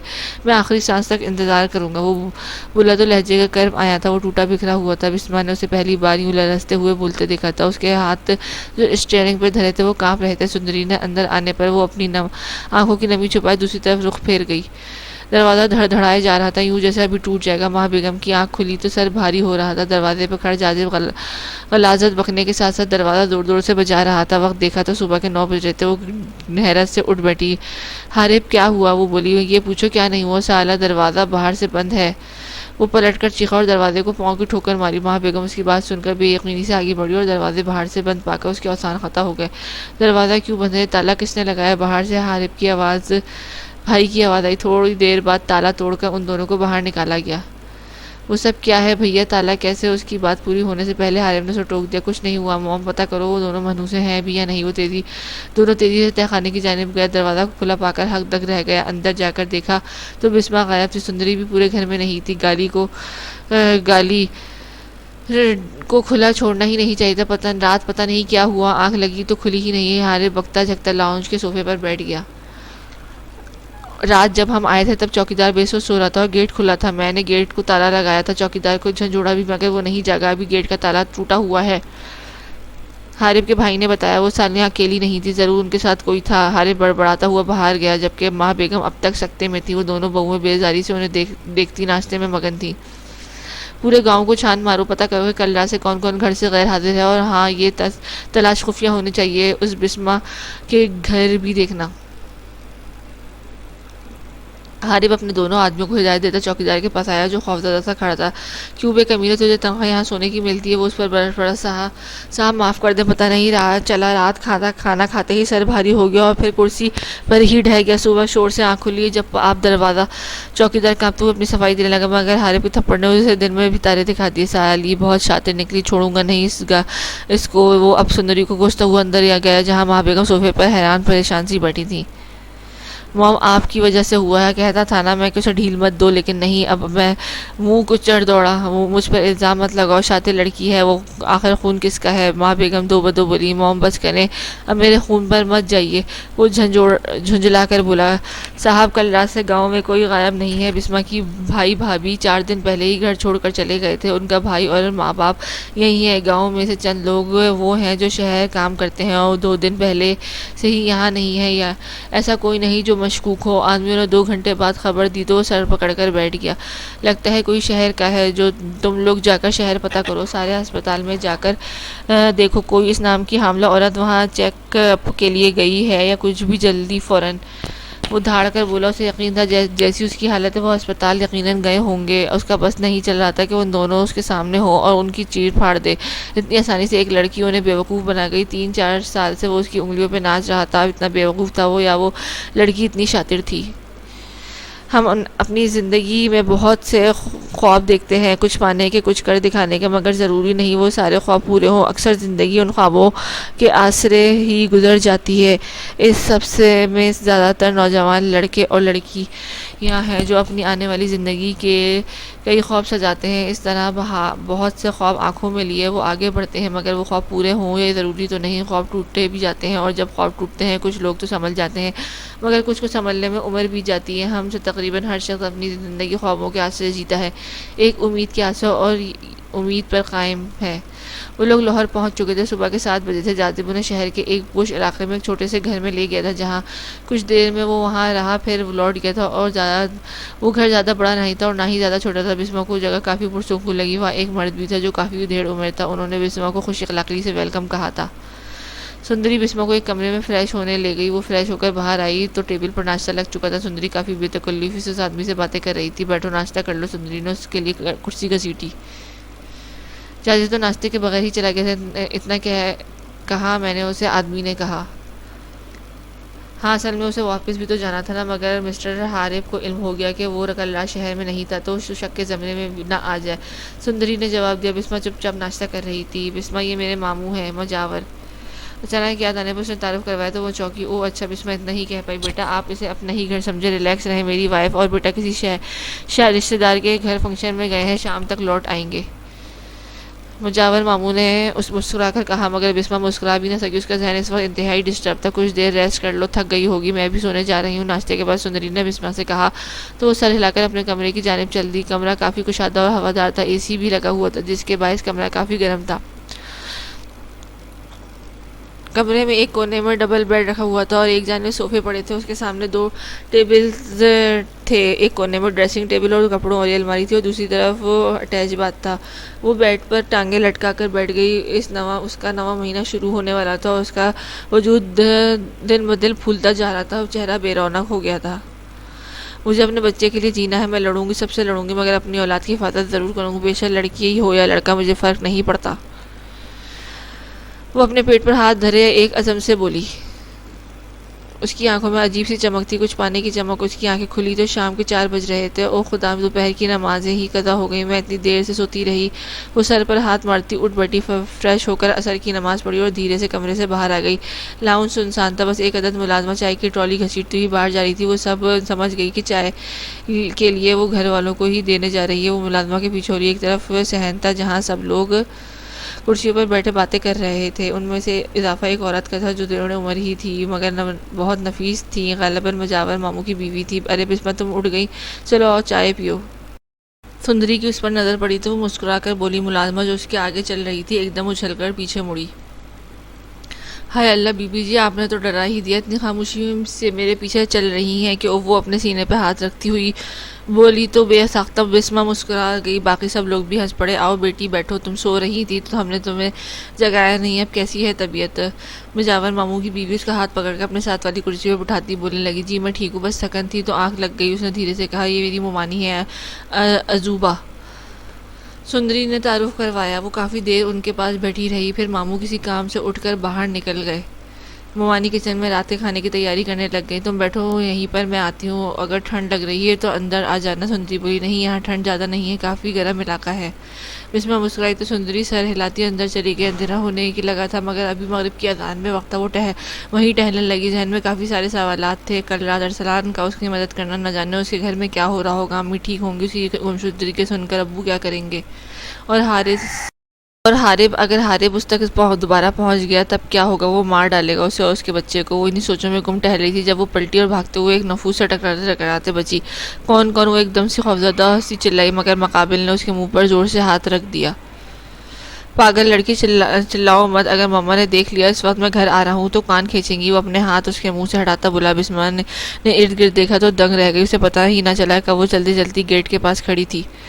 آپ کون ہیں؟ یہ گھبراہٹ کے مارے بول نہ سکی۔ آپ یقیناً بسمہ ہے، بسمہ اعجاز، وہ لڑکے نے سوال کیا۔ بسمہ نے ایک نظر اسے دیکھا اور تیزی سے اندر کی جانب بڑھ گئی۔ وہ لڑکا بھی کندھے اچکاتا اندر بڑھ گیا۔ وہ مغرب کی نماز پڑھ کر لاؤنج میں صوفے پر ہی بیٹھ گئی۔ ممانی کچن میں مصروف تھی، سندری نہ جانے کہاں تھی، ماموں وہ ابھی تک لوٹے نہیں تھے۔ وہ اکیلی ہی بڑی سوچوں میں گم تھی۔ ارے ابراہیم بھیا، آپ آ گئے، کب سے ویٹ کر رہی تھی۔ سندری کی آواز پر وہ چونکی، سامنے وہی لڑکا بیٹھا تھا، موبائل میں مگن تھا۔ جب سندری کی آواز پر مسکرا کر کھڑا ہو گیا، بسمہ کو پتہ ہی نہیں چلا وہ کب اس کے سامنے صوفے پر آ کر بیٹھ گیا تھا۔ کیسی ہے میری گڑیا؟ اس کے سر پر ہاتھ رکھ کر اپنے ساتھ لگاتا بولا۔ فٹ فاٹ، وہ بولی، مجھے لگا تھا آپ نے شوہر کے ساتھ آؤ گی مگر تم تو اکیلی ہی آ گئی۔ وہ شرارت سے بولا، آنا تو تھا مگر کوئی ملا ہی نہیں، خیر چھوڑے، شوہر نہیں آیا مگر اس کی بہن آ گئی۔ وہ شوخی سے بولی۔ بسمہ چونکی، میرا مطلب میری بہن آ گئی ہے، بسمہ کی بات ہو رہی ہے۔ سندری اس کے چونکنے پر بات سنبھالتی بولی تو ابراہیم کا قہقہ گونجا، جبکہ بسمہ نہ سمجھی سے سر جھٹک گئی۔ لاؤ تمہارے پیروں کی مساج کر دوں، بہت سوج رہے ہیں۔ رات کھانے کے بعد وہ سونے کے کمرے میں آئی تو سندری بھی اس کے ساتھ ہی آ گئی۔ نہیں تم سو جاؤ، میں ٹھیک ہوں، بسمہ اسے منع کیا مگر وہ انسنی کرتی اس کے پیروں پر تیل سے مساج کرنے لگی۔ سندری اب تو مجھے سچ بتا دو۔ تھوڑی دیر کی خاموشی کے بعد بسمہ بولی، کون سا سچ؟ وہ تیل کی بوتل پرے رکھ کر اس کے ساتھ بیٹھ کی پائنتی سے ٹیک لگا گئی۔ یہی کہ تم کون ہو، حارب کی کیا لگتی ہو، میری مدد کیوں کر کی، اگر تمہارے ماموں اتنے اچھے اور امیر ہیں تو حویلی میں ایک ملازمہ کی حیثیت سے کیوں رہ رہی ہو؟ اس کے ایک ہی سانس میں کئی سوال کر ڈالے۔ جانتی ہو بسمہ، میری عمر صرف 16 سال ہے مگر میں نے اپنی 16 سالہ زندگی میں جو کچھ سہا ہے، وہ جو کچھ دیکھا ہے شاید تم نے اپنی 20-22 سالہ زندگی میں بھی نہ دیکھا اور سہا۔ وہ گہری سانس لے کر بولنے لگی، ہر ایک کے دکھ الگ، سکھ الگ ہو، تم نے بہت کچھ سہا ہے وہ جو میں نے نہیں سہا، اور جو میں نے سہا ہے وہ تم نے نہیں سہا۔ اپنی ماں کو دیکھا تک نہیں، اور باپ ہوں وہ ماضی کی بھول بھلیوں میں کھو گئی اور اپنے ساتھ بسمہ کو بھی لے گئی تھی۔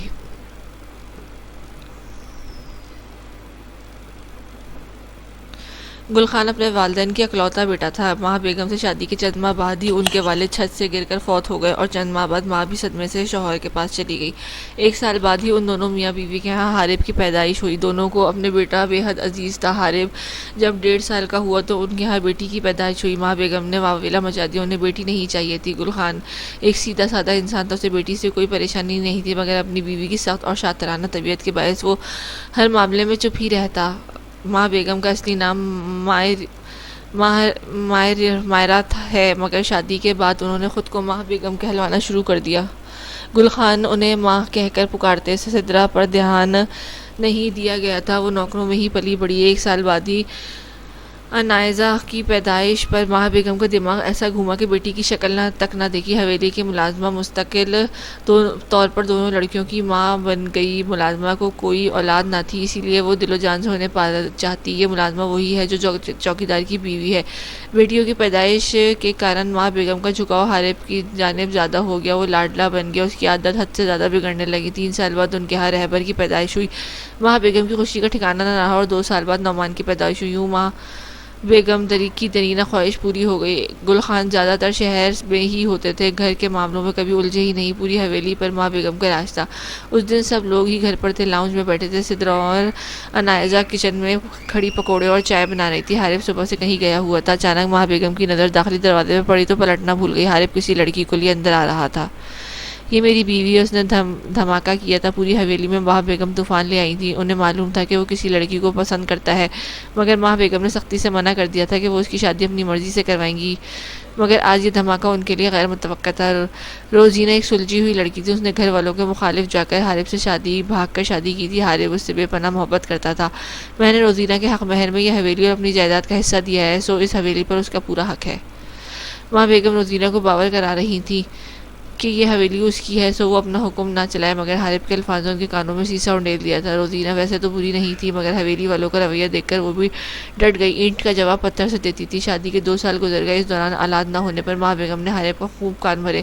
حارب ان کا لاڈلا بیٹا تھا اور اس سے دور تو نہیں رہ سکتی تھی، لیکن روزینہ نے انہیں ایک آنکھ نہیں پاتی تھی۔ وہ اپنے 25 سالہ خوبرو بیٹے کے لیے کوئی امیر زمیندار کی بیٹی لانا چاہتی تھی۔ حارب اولاد کی کمی محسوس کرنے لگا۔ روز بروز روزینہ سے تو میں ہونے لگی۔ آخر روزینہ کی قسمت کے چند ماہ بعد وہ حاملہ ہو گئی۔ ماں بیگم کے پیر میں آگ ہی لگ گئی۔ وہ جانتی تھی کہ اگر اس حویلی میں وارث آ گیا تو روزینہ کے گھر سے نکلنا ناممکن ہو جائے گا۔ اس دن وہ چھت پر کھڑی دھوپ لگا رہی تھی۔ کڑک سردیاں تھیں، اوپر سے ایک ہفتہ بارش ہونے کے بعد آج دھوپ نکلی تھی۔ وہ کرسی لگائے آرام کر رہی تھی۔ اس کا 4تھا مہینہ لگ گیا تھا۔ ماں بیگم دھیرے دھیرے سیڑھیاں چڑھتی اوپر گئیں۔ تمہیں جتنا پیسہ چاہیے میں دوں گی، مگر میرے بیٹے کی جان چھوڑ دو، وہ بولی تو روزینہ نے اپنی خوبصورت آنکھیں کھول کر انہیں دیکھا۔ آپ ساری دنیا کی دولت ہی کیوں نہ دے دیں ساسو ماں، میں اپنے شوہر کو کبھی نہیں چھوڑوں گی، اس نے مضبوط لہجے میں کہا۔ تو پھر حارب کی جائیداد اور حویلی میرے نام کر دو۔ انہوں نے اپنا اگلا پتا پھینکا۔ یہ میرا حق مہر ہے، میں کسی صورت نہیں چھوڑ سکتی، اس نے مسکرا کر کہا۔ روزینہ نے ساس کو خوش رکھنے کی بہت کوشش کی تھی، مگر تھک کر کوشش ترک کر دی۔ وہ چاہتی تو اس حویلی پر قبضہ کر سکتی تھی، حویلی اس کے نام تھی، مگر وہ حارب کو چاہتی تھی۔ وہ کبھی نہیں چاہتی تھی کہ حارب کی فیملی اس سے دور ہو، اس لیے خاموشی سے وقت گزار رہی تھی، مگر ماں بیگم کسی طور سے قبول نہیں کر رہی تھی۔ جانتی ہوں میں کیا کر سکتی ہوں؟ ماں بیگم 2 قدم آگے آئیں۔ کیا؟ وہ بولی، اگر ملازموں سے کہہ کر تمہارے کھانے میں زہر ملا دوں تو؟ وہ زہریلا مسکرائی۔ تو ملا دے، مر ہی جاؤں گی، اس سے زیادہ کیا ہوگا؟ وہ مطمئن سی بولی۔ ماں بیگم عجیب سی مسکراہٹ اس کی جانب اچھالتی سیڑھیاں اتر گئیں۔ کچھ دیر ان کے بارے میں سوچ رہی، پھر سیڑھیاں اتر کر نیچے آنے لگی۔ تیسری سیڑھی پر پہنچتے ہی اس کا پیر پھسلا۔ سیڑھیوں پر کسی نے تیل گرایا تھا۔ اس کے پیر میں چپل ہونے کے باوجود وہ پھسل گئی اور پوری حویلی اس کی چیخوں سے لرز اٹھی۔ ملازم اس کی جانب بھاگ کر پہنچے۔ 1 ہفتہ ہسپتال میں رہ کر وہ لوٹی تھی اور جانتی تھی یہ کام کس کا ہے، مگر حارب نے اس بات کا جواب میں اس کے چہرے پر تھپڑ دے مارا تھا۔ تم میری ماں پر الزام لگا رہی ہو، وہ چلا اٹھی۔ ملازموں کے مطابق ماں بیگم صبح سویرے ہی باہر نکل گئی تھی، حالانکہ روزینہ جانتی تھی کہ ماں بیگم دوپہر تک گھر پر تھیں۔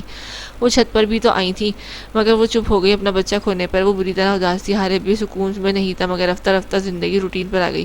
چند ماہ بعد اسے پتہ چلا کہ وہ پھر سے حاملہ، مگر اس نے اس بار یہ بات ہی حارب کو نہ بتائی اور نہ کسی اور کو۔ اس دوران اولاد نہ ہونے پر ماں بیگم نے حارب کو اس سے بری طرح متفر کر دیا تھا اور روزینہ کو چاہتا تھا، مگر اپنی ماں کی باتوں میں ایسا آیا کہ ذہنی مریض بن کر رہ گیا۔ اسے سمجھ نہیں آ رہا تھا وہ کیا کرے۔ ماں کو چھوڑ سکتا تھا، نہ بیوی کو۔ گل خان تو ویسے بھی سب سے الگ تھلگ رہتے تھے، گھر کے معاملوں میں بولنے کی اس کی جرات بھی نہ تھی، مگر گاؤں میں اس بات کا علم نہ تھا کہ گل خان اپنی بیوی سے ڈرتا ہے۔ اس کا 6واں مہینہ شروع ہوا تو ماں بیگم کو اس پر شک ہونے لگا۔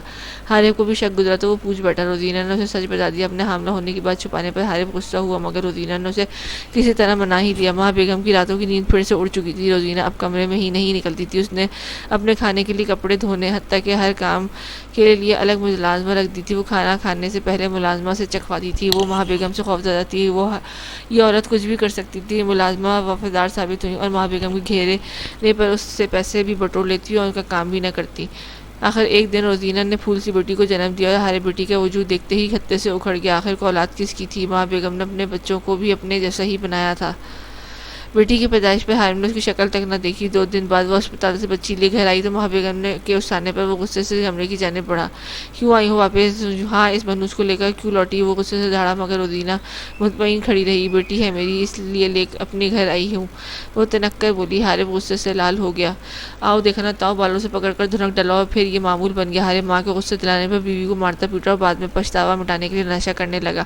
1 سال کے عرصے میں ہی وہ زہری مریض بن گیا تھا۔ ماں بیگم روزینہ کو صرف مار پڑوانے پر ہی پرسکون نہیں تھی، وہ حویلی اپنے نام کروانا چاہتی تھی۔ حارب کی جائیداد بھی واپس چاہتی تھی، جو روزینہ کبھی کر نہیں سکتی تھی۔ اس نے بیٹی کے نام سنابل رکھا تھا، مگر وہ اتنی پیاری تھی کہ اسے محبت سے سندری پکارتے تھے۔ اس دن وہ سندری کو سلا کر کمرے کی صفائی کرنے لگی۔ جب حارب نشے میں دھت کمرے میں داخل ہوا، وہ اسے نظر انداز کی صفائی کرنے لگی۔ وہ صوفے پر ڈھیر ہو گیا۔ اس نے پکارا مگر روزینہ نظر انداز کرتی ہی 2-3 بار یوں ہی پکارنے پر وہ نہ آئی تو حارث غصے سے اس تک پہنچا، بری طرح تھپڑوں سے چہرہ لال کر کے بیڈ پر پٹکا۔ سندری شور سے جاگ کر رونے لگی، مجھے نظر انداز کرتی ہے کمینی، دیکھ تیری اوقات دکھاتا ہوں۔ اس جارحانہ انداز میں اس پر جھکا۔ روزینہ سسکتی رہ گئی، سندری کا رونا بھی اسے نہ پگھلا سکا۔ 1 سال کی بچی کے سامنے اس کا وجود نوچنے کے بعد وہ اس پر سے ہٹا، اس کا سارا وجود تباہ ہو چکا تھا۔ اپنی ہوس پوری کر کے وہ باتھ روم میں گھس گیا۔ روزینہ نے روتی ہوئی سندری کو سینے سے بیچا اور الماری سے اپنا زیور اور کپڑا نکال کر چند ضرورت کی چیزیں رکھی اور لڑکاتی ہوئی حویلی سے نکل آئی۔ سڑک پر پہنچ کر رکشہ رکوایا اور گاؤں سے نکل آئی۔ بس اسٹاپ پر پہنچتی ہی بس میں سوار ہو کر شہر پہنچی۔ اس کا جسم لڑکھڑا رہا تھا۔ بچی کو لیے 2 بیگ گھسیٹتی ہوئی وہ بس سے اتری، آنکھوں کے سامنے اندھیرا آنے لگا۔ وہیں ایک بوڑھی عورت نے اسے سہارا دیا اور ہسپتال لے گئی۔ ڈرپ وغیرہ لگوانے کے بعد کچھ کھا پی کر وہ سندری کو اپنے سامان سمیت ٹرین میں بیٹھی اور لاہور پہنچ گئی۔ PCO سے بھائی کا نمبر ملایا اور اسے لینے کے لیے بلایا۔ میں اس کمینے کو نہیں چھوڑوں گا۔ مجاور اپنی چھوٹی بہن کو اس حال میں دیکھ کر آگ بگولا ہو گیا۔ 6 سالہ ابراہم سندری کے ساتھ کھیلنے میں مگن تھا۔ عزوبہ نند کو لیے صوفے پر بیٹھی تھی۔ فی الحال میرا روپوش رہنا ضروری ہے ورنہ وہ لوگ کچھ بھی کر سکتے ہیں۔ روزینہ نے بھائی کو چپ کروا دیا تھا۔ چند دنوں میں اس کی صحت بہتر ہوئی تو وکیل سے مل کر حویلی اور جائیداد سندری کے نام کروا دی گئی۔ قانوناً سندری 20 سال کی ہونے کے بعد اپنی مرضی سے جائیداد اور حویلی کسی کے بھی نام کروا سکتی تھی۔ اس سے پہلے اس کا نہ ہی حویلی پر قبضہ ہو سکتا تھا اور نہ ہی جائیداد پر۔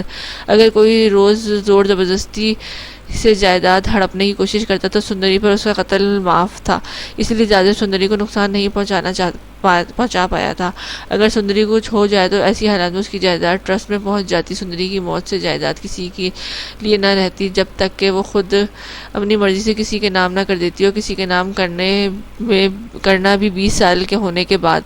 روزینہ کو وہاں 1 مہینہ ہو گیا تھا۔ اس کی صحت سنبھل گئی تھی، اسے کسی کا ڈر نہیں تھا، بس وہ اپنی بیٹی کو محفوظ رکھنا چاہتی تھی۔ والدین کی موت کا دکھ اسے بہت اذیت دے رہا تھا۔ والدین کی مرضی کے خلاف جا کر گھر سے بھاگ کر اس نے حارث سے شادی کی تھی اور اسے احساس ہوا گیا تھا کہ والدین کی نافرمانی سے کیا نقصان ملتا ہے۔ اس کی امی نے روزینہ کو گھر سے بھاگنے میں مدد دی تھی۔ وہ اپنی ماں کی بہت لاڈلی تھی، ضد کر کے آخر اس کو منا ہی لیا۔ شادی کے بعد وہ کبھی کبھار گھر کے لینڈ لائن نمبر پر کال کر کے ان کا حال احوال پوچھی تھی، مگر کچھ عرصے سے وہ نمبر بند مل رہا تھا۔ اسے مجاور نے اب آ کر بتایا کہ اس دوران ابا کی موت ہو گئی تھی اور امی صدمے میں تھی، اس لیے کچھ ہوش نہیں رہا تھا۔ ابا امی اسے جاتے جاتے معاف کر گئے تھے، لیکن اس کا دل کسک باقی تھی۔ حارث نے ہر جگہ تلاش کر لیا مگر روزینہ کا نام و نشان تک نہ ملا۔ وہ کراچی اس کے پرانے گھر بھی گیا مگر وہاں جا کر پتہ چلا کہ وہ 2 سال پہلے ہی گھر بیچ کر کہیں اور جا چکے ہیں۔ اس کا بس نہیں چل رہا تھا، وہ کیا کر ڈالے۔ آخر 6 مہینے کی محنت کے بعد اسے روزینہ کا پتہ مل ہی گیا۔ وہ اپنے بھائی بھابھی کے ساتھ کراچی میں ہی رہ رہی تھی۔ روزینہ لاؤنج میں بیٹھی سبزی کاٹ رہی تھی، شام کے کھانے کی تیاری ہو رہی تھی۔ عزوبہ، ابراہم اور سندری کو کمرے میں کھلونے دے کر خود کچن میں گھس گئی۔ مجاور اپنے کمرے میں ٹی وی دیکھ رہے تھے۔ باہر سے ایک دم چوکیدار کی چیخ سنائی دی۔ عزوبہ حواس باختہ سے کچن سے باہر نکلی۔ روزینہ کا دل خوف سے دھڑکنے لگا۔ کچھ لمحے ہی گزرے تھے کہ حارث اپنے آدمی سمیت اندر داخل ہوا۔ عزوبہ نے بے اختیار مجاور کو آواز دی اور تیزی سے کمرے سے باہر نکلے۔ حارث بنا وقت ضائع کیے تیزی سے آگے بڑھا اور زوردار تھپڑ ساکت کھڑی روزینہ کو دے مارا۔ سالے کمینی، تیری اتنی جرأت! مجاور اس کی جانب غصے سے بڑھا مگر ایک آدمی نے اپنی پستول کا ایک کونا اس کے سر پر مارا اور اپنا سر پکڑے وہیں ڈھہ گئے۔ سر سے خون بل بل بہنے لگا۔ گھٹیا نیچ انسان، اب کیا چاہیے تجھے؟ روزینہ غصے سے منکاری۔ عزوبہ دھڑکتے دل کے ساتھ تیزی سے کمرے میں بھاگی۔ اندر موجود ابراہم اور سندری کو لیے تیزی سے وہ اسٹور روم میں لے گئی۔ کسی نے اس طرف دھیان نہیں دیا۔ اس کی قسمت کہ وہ بچوں کو اسٹور روم میں بند کر کے کلاڑی لیے باہر نکلی۔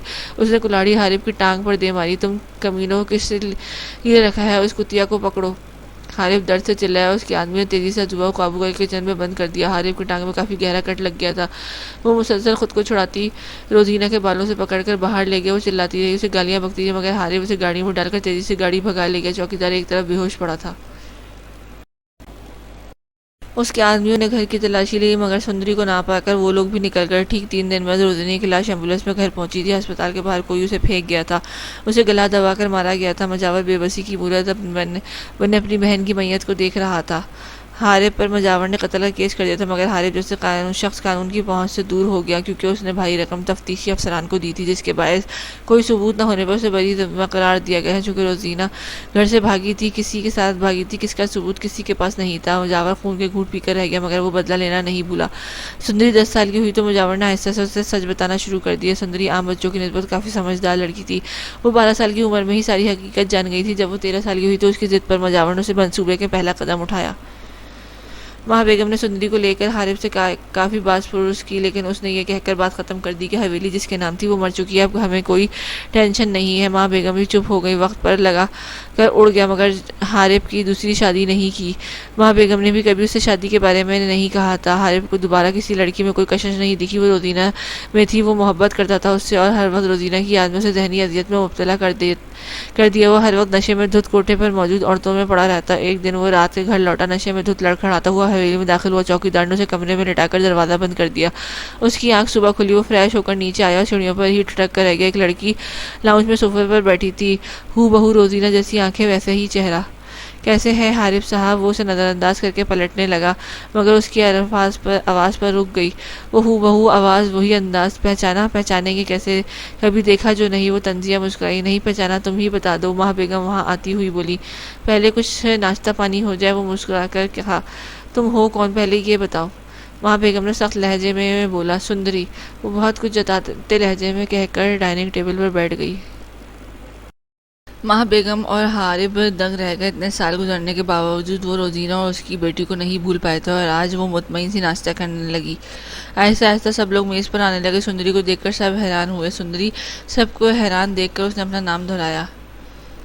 گل خان کے چہرے پر حیرانگی آ گئی، جبکہ باقی سب انجان نظروں سے اسے دیکھنے لگے۔ انہیں کیا معلوم سندری کون ہے، کیونکہ دونوں بیٹوں کی بہوئیں نہیں تھیں۔ کیا چاہیے؟ گل خان بولے، یہ حویلی میری ہے اور یہاں میری جائیداد ہے، سو میں یہاں رہنے آئی ہوں، آخر کو پوتی ہوں آپ کی۔ وہ پہلے گل خان اور پھر ماں بیگم کی جانب دیکھ کر مسکرائی۔ حارث ماں بیگم کے اشارے پہ مٹھیاں بیچے بیٹھا رہا۔ کیا ثبوت ہے کہ تم سندری ہو؟ ماں بیگم نے سوال کیا۔ وہ لوگ لاؤنج میں آ چکے تھے۔ سندری نے مسکرا کر اپنے پرس سے چند کاغذات اور تصویریں نکال کر انہیں تھما دی۔ اس میں حویلی اور زمینوں کے کاغذات تھے اور ساتھ میں اس دن والی تصویریں تھیں جب حارث روزینہ کو زبردستی ساتھ لے کر جا رہا تھا۔ سی سی ٹی وی کیمرے کی وجہ سے وہ ویڈیو ریکارڈ ہو چکی تھی اور کیمرہ مالک مکان نے لگایا تھا، جس کا علم مجاور کو نہیں تھا۔ کچھ عرصے بعد اچانک یہ ویڈیو اس کی نظر سے گزری تو اس نے مجاور کو دکھا دی، مگر مجاور اپنی بہن کا وہ وعدہ یاد کر کے کوئی بھی قدم اٹھانے سے رک گیا۔ بھیا میں حارث سے محبت کرتی ہوں، مجھے چاہتے ہیں، میں جانتی ہوں وہ مجھے بہت چاہتے ہیں، مگر ان کی ماں نے ان کا دماغ خراب کر دیا ہے۔ بھیا آپ وعدہ کریں کہ حارث چاہے جہاں بھی ہو، جیسا بھی ہو، آپ اسے نقصان نہیں پہنچائیں گے۔ یہ الفاظ انہوں نے تب کہے تھے جب مجاور حارث سے روزینہ کے حالات کا بدلہ لینے جا رہا تھا۔ وہ وقتی چپ ہو گئے مگر روزینہ پر انہیں افسوس ہوا۔ حارث وہ تصویریں دیکھ کر ایک لمحے کو ساکت رہ گیا۔ کہیں دور اندر روزینہ کی محبت نے انگڑائی لی مگر اس نے فوراً اسے تھپک کر سلا دیا۔ ماں بیگم نے ہاتھ سے وہ تصویریں اور کاغذات لے کر پھاڑ ڈالے۔ یہ جسٹ کاپی ہے، اصل کاغذات تو میں نے سنبھال کر رکھے ہیں۔ سندری نے پرسکون ہو کر کہا۔ غرض یہ کہ سندری پوری تیاری کے ساتھ آئی تھی، اس نے ان لوگوں کو بے بس کر دیا تھا اور اب ان سب میں اس کی مدد گل خان نے کی تھی۔ گل خان ویسے ہی اپنی بیوی کی بڑھتی شیطانیوں سے تنگ ہو چکے تھے، لیکن وہ بیوی کے سامنے کچھ کہنے کی طاقت نہیں رکھتے تھے کیونکہ ان کی تمام جائیداد ماں بیگم کے نام پر تھی۔ وہ شروع سے ہی روزینہ کے ساتھ بھی دیتے رہے مگر وہ اس کی خاطر زیادہ کچھ نہ کر سکے تھے۔ ماں بیگم نے حویلی اور جائیداد کی لالچ میں سے وہاں رہنے کی اجازت دے دی تھی۔ اس کے خیال میں 14 سال کی لڑکی اس کا کیا بگاڑ لے گی۔ سندری وہاں مالکوں کی طرح رہنے لگی، ہر طرح سے آزاد تھی، مگر ماں بیگم نے اس پہ کڑی نظر رکھی ہوئی تھی۔ سندری کی حفاظت کے لیے چند آدمی مجاور نے حویلی میں ہی معمور کر رکھے تھے۔ وہ بطور ملازم کئی سالوں سے وہاں تھے اور اب سندری کی حفاظت بھی ان کی ذمہ داری تھی۔ 3 سال ماں بیگم نے سندری کو قابو کرنے کی کوشش کی۔ وہ مسکرا کر بات کرتی تھی مگر اس سب کے باوجود ماں بیگم دھوکے سے بھی حویلی اپنے نام نہیں کروا سکی تھی۔ انہیں ہر وقت روزینہ پر غصہ آتا تھا جو زیادہ تیز توق ان کے گلے میں ڈال گئی تھی۔ حارث نے سندری کے پیچھے سپورٹ کرنے والے کو بھی ڈھونڈنے کی بہت کوشش کی مگر ان 3 سالوں میں سندری نے نہ کسی سے رابطہ کیا اور نہ ہی کسی سے ملی۔ حارث اس سب میں ناکام رہا۔ وہ نہیں جانتا تھا کہ اس کا باپ بھی ان سب کا سب سے بڑا سپورٹر ہے۔ ماں بیگم نے گل خان کا جھکاؤ سندری کی طرف دیکھا تو اس کے دماغ میں گھنٹیاں سی بجی۔ انہوں نے گل خان کو دوسرے شہر کام کے سلسلے میں بھیج دیا۔ وہ گھر کم ہی آنے لگے۔ اس طرح گل خان گھر کے معاملات سے بے خبر رہنے لگے۔ ماں بیگم ہر معاملے کو اپنے تک رکھتی، یہاں تک کہ ان کے دوسرے بیٹوں اور بہوؤں کو بھی علم نہیں ہوتا تھا۔ انہوں نے سندری کو مارنے کی بہت کوشش کی لیکن حویلی اور جائیداد کی لالچ آڑے آ جاتی۔ حارث مسلسل اپنی ذہنی اذیت سے گزر رہا تھا۔ اس نے نشہ کر کر کے اپنا دماغ تباہ کر ڈالا تھا۔ روزینہ کی محبت دل میں دب چکی تھی مگر سندری کو دیکھ کر جب اس کا دل اس طرف کھنچتا تو ماں بیگم سے لفظوں کا زہر پلا دیتی اور وہ دن بھی آگے جب وہ مکمل ذہنی بیمار انسان بن گیا جو غصے میں آ کر کسی کو بھی جان سے مار دینے کے در پہ ہو جاتا، فریش موڈ میں بھی سنجیدہ رہتا ہے۔ مگر اس دن بسمہ کو دیکھنے کے بعد اس کے دل کی دنیا بدل گئی۔ اس نے گل خان اور مہا بیگم کو فیصلہ سنا دیا۔ مہا بیگم نے خوب واویلا کیا مگر سامنے اس کی ہی اولاد تھی جس نے جارحانہ انداز پر ان پر حملہ کر دیا۔ مہا بیگم کو گل خان کے حارب کی گرفت میں چھڑایا اور شادی کی حامی بھر لی۔ گاؤں میں سندری کی حقیقت کسی کو بھی معلوم نہیں تھی اور نہ ہی کسی میں جرأت تھی جو اس بارے میں سوال بھی کرتا۔ بسمہ کو اس گھر میں آنے پر مہا بیگم نے اسے ایک نوکرانی کی حیثیت سے رہنے کو کہا تھا۔ وہ نہیں چاہتی تھی کہ بسمہ یہ حقیقت جانے، کیونکہ وہ بسمہ کو چند دنوں میں چلتا کرنا چاہتی تھی۔ بس سندری نے خاموشی سے ان کی بات مان لی۔ وہ بظاہر کچن میں رہتی مگر کام ملازمہ ہی کرتی تھی۔ سندری جب تک اپنا مقصد پورا نہیں کر پاتی تب تک اسے وہاں ہی رہنا تھا۔ جب تک وہ حویلی والوں کا اعتماد جیت نہیں لیتی تب تک وہ اپنا مقصد پورا نہیں کر سکتی تھی۔ بسمہ کے اس گھر میں آتے ہی مہا بیگم کا دھیان بڑھ گیا۔ وہ ایک دن موقع پاتے ہی سندری حارب کے کمرے میں چلی۔ کمرے میں موجود ایک جانب تہہ خانہ تھا۔ اس نے کارپیٹ اٹھائی اور لکڑی کے دروازہ کھول کر سیڑھیوں اترنے لگی۔ دروازہ واپس بند کر کے وہ نیچے اتری۔ تہہ خانے کی بائیں جانب الماری تھی۔ اس الماری پر ایک بڑا سا تالا لگا تھا۔ سندری نے اپنی جیب سے چابیوں کا گچھا نکالا جو اس نے حارب کے نشے میں ہونے کا فائدہ اٹھا کر اس کی جیب سے نکال لی تھی۔ تالا کھول کر اس نے الماری کھنگالی۔ الماری میں ہر جگہ اسلحہ اور کافی سارے کباڑ پڑا تھا۔ آخر چند منٹوں کی تلاش کے بعد اسے وہ مل گیا جو وہ کاغذات تھے جن پر واضح طور پر لکھا گیا تھا کہ اگر روزینہ کو کچھ بھی ہوتا ہے تو اس سب کا ذمہ دار حارب اور اس کی فیملی ہوگی۔ یہ کاغذات روزینہ نے اپنے ابارشن ہونے پر بنوائے تھے۔ حارب سے خفیہ طور پر دستخط لے کر اس نے یہ کاغذات اسی الماری میں رکھے تھے۔ حارب نے یہ کاغذات دیکھے بھی ہوئے تھے تب بھی اس کا دماغ جس طرح سے تباہ ہو چکا تھا اس حساب سے اسے ان کاغذات کی اہمیت کا اندازہ ہو ہی نہیں سکا تھا۔ الماری بند کر کے وہ جو ہی پلٹی تو ایک سی سی ٹی وی کیمرہ تہہ خانے کی دیوار پر لگا نظر آیا۔ اس نے تیزی سے آگے بڑھ کر اسے اتار لیا۔ اس کا مقصد پورا ہو چکا تھا۔ پلان کے مطابق اسے اب حویلی چھوڑ دینی تھی مگر بسمہ کے ساتھ اس کی ہمدردی اتنی بڑھ گئی کہ اسے اکیلا وہاں چھوڑ کر جانے پر تیار نہ ہو سکی۔ وہ بسمہ کی مدد کرنا چاہتی تھی اور پھر موقع ملتے ہی وہ اسے وہاں سے نکالنے میں کامیاب ہو گئی۔ اپنی بات کی مکمل کر کے وہ خاموش ہو گئی۔ کمرے میں گہرا سناٹا چھا گیا تھا۔ بسمہ یکٹک اپنے سامنے موجود 16 سالہ سندری کو دیکھنے لگی۔ اس نے کم عمر میں بھی بہت بڑا کام کیا تھا۔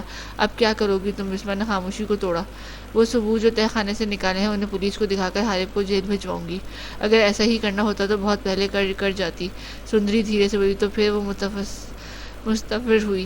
وہ سب چھوڑو، تم آرام کرو، بہت رات ہو گئی۔ وہ کپڑے درست کرتی اٹھ گئی۔ بسمہ خاموشی سے دیکھنے گئی۔ وہ کمبل اس کے اوپر درست کرتی کمرے کی لائٹ آف کر کے زیرو بلب جلا کر کمرے سے نکل گئی۔ وہ بالکنی میں کھڑی تھی۔ اس کے آخری دن تھے۔ کمرے میں گھٹن سی محسوس ہوئی۔ اٹھنے بیٹھنے میں مشکل پیش آتی۔ اس کی طبیعت بیزار رہنے لگی تھی۔ حاملہ عورت کے لیے آخری ماہ ہوتے ہی بہت مشکل ہے۔ تازہ ہوا اسے کپ کپانے پر مجبور کر گئی۔ وہ تیزی سے کمرے کے اندر آئی۔ شال اچھے سے لپیٹ کر وہ پھر بالکنی میں چلی گئی۔ اس کی نظر اچانک گیٹ پر پڑی۔ چوکیدار نے گیٹ کھولا تھا اور ایک بائک سوار اندر داخل ہوا۔ جاذب نے نظر پھیر کر اسے دیکھا۔ نظریں ہٹنے پر وہ ہڑبڑا کر کمرے میں گئی۔ جاذب کیوں آیا ہے؟ وہ شاید وہاں کوئی خبر لایا ہو۔ اماں کی باری میں میں بھی پوچھوں گی۔ وہ شال درست کرتی کمرے سے نکل گئی۔ سامنے ہی عزوبہ کے ساتھ بیٹھا تھا۔ سندری مجاور کے ساتھ کسی کام سے باہر نکلی تھی۔ السلام علیکم، کیسی ہو؟ جاذب مسکرا کر بولا۔ وعلیکم السلام، ٹھیک ہوں۔ وہ ہولے سے کہہ کر اس کے سامنے صوفے پر بیٹھ گئی۔ تم دونوں باتیں کرو، میں کھانے کا بندوبست کر رہی ہوں، دیکھ لوں۔ عزوبہ کہہ کر کچن کی سمت چل دی۔ کتنے ہی پل خاموشی کی نظر ہو گئے۔ وہاں سب ٹھیک ہے؟ بسمہ نے ہی سکوت توڑا۔ ہاں، تمہارا شوہر نامزد تمہیں ڈھونڈ ڈھونڈ کر پاگل ہو گیا ہے، جاذب نے کہا۔ اس کی بات بسمہ کو طنز لگی۔ اماں کیسی ہیں؟ بھائی اور امارا بھابھی؟ اس نے پھر سے پوچھا۔ ٹھیک ہے، خالہ بھی اور حارث بھائی اپنی فیملی کے ساتھ شہر شفٹ ہو گئے ہیں۔ آج صبح آتے ہوئے خالہ کو بھی میں نے شہر کی طرف ہی جاتے ہوئے دیکھا۔ پوچھنے پر پتہ چلا کہ وہ بھی حارث کے ساتھ شفٹ ہو گئی ہیں۔ اس نے تفصیلاً بتایا۔ کیوں وہ شہر کیوں؟ اور ابا؟ اس نے سوال کیا۔ مجھے زیادہ علم نہیں ہے۔ حارث کا اعجاز خالو کے ساتھ جھگڑا ہو گیا، شاید بیٹی کی پیدائش پر، بس وہ برداشت نہ کر سکا تو گھر چھوڑ گیا۔ اس کی جواب دیا۔ بسمہ زخمی سا مسکرا دی۔ اپنی بیٹی کے لیے لڑ گیا؟ اور بہن وہ کس کھاتے میں ہے؟ جاذب اس کی بات پر لب بھیج گیا۔ وہ میرے کھاتے میں ہے، وہ پھر شرارت سے بولا۔ بسمہ نے خفگی بھری نظر اس پر ڈالی۔ خلا کب لوگی؟ وہ پھر سے بولا۔ اگر نہ لوں تو؟ اس نے الٹا سوال کیا۔ دوبارہ جاؤ گی وہاں؟ سوال کیا گیا۔ بسمہ گہری سانس لے کر کھڑی ہو گئی۔ اس کا ذہن کشمکش میں تھا۔ وہ اس حالت میں کچھ سوچنا نہیں چاہتی تھی۔ تم لوگ پاگل ہو گئے ہو کیا؟ آخر یہاں رہنے میں مسئلہ کیا ہے؟ مہا بیگم صدمے سے چیخی۔ رہبر اور نعمان اپنی فیملی سمیت کراچی شفٹ ہو رہے تھے۔ موم اب تک یہاں گاؤں میں پڑے رہے ہیں، میں بچوں کو اچھی تعلیم دلوانا چاہتا ہوں، نارمال بولو، اور اس گھر میں آپ حکمران ہوتی ہیں، ہم تو کسی کھاتے میں نہیں، کم از کم اپنا گھر ہوگا تو اپنی مرضی سے رہیں گے تو صحیح۔ نعمان کی بیوی بولی یہاں کیا مسئلہ ہے تم لوگوں کو، آخر اس گھر میں بڑی ہوں تو گھر کو چلاتی ہوں، مگر یہ سب ہے تو تم سب کا ہی نا۔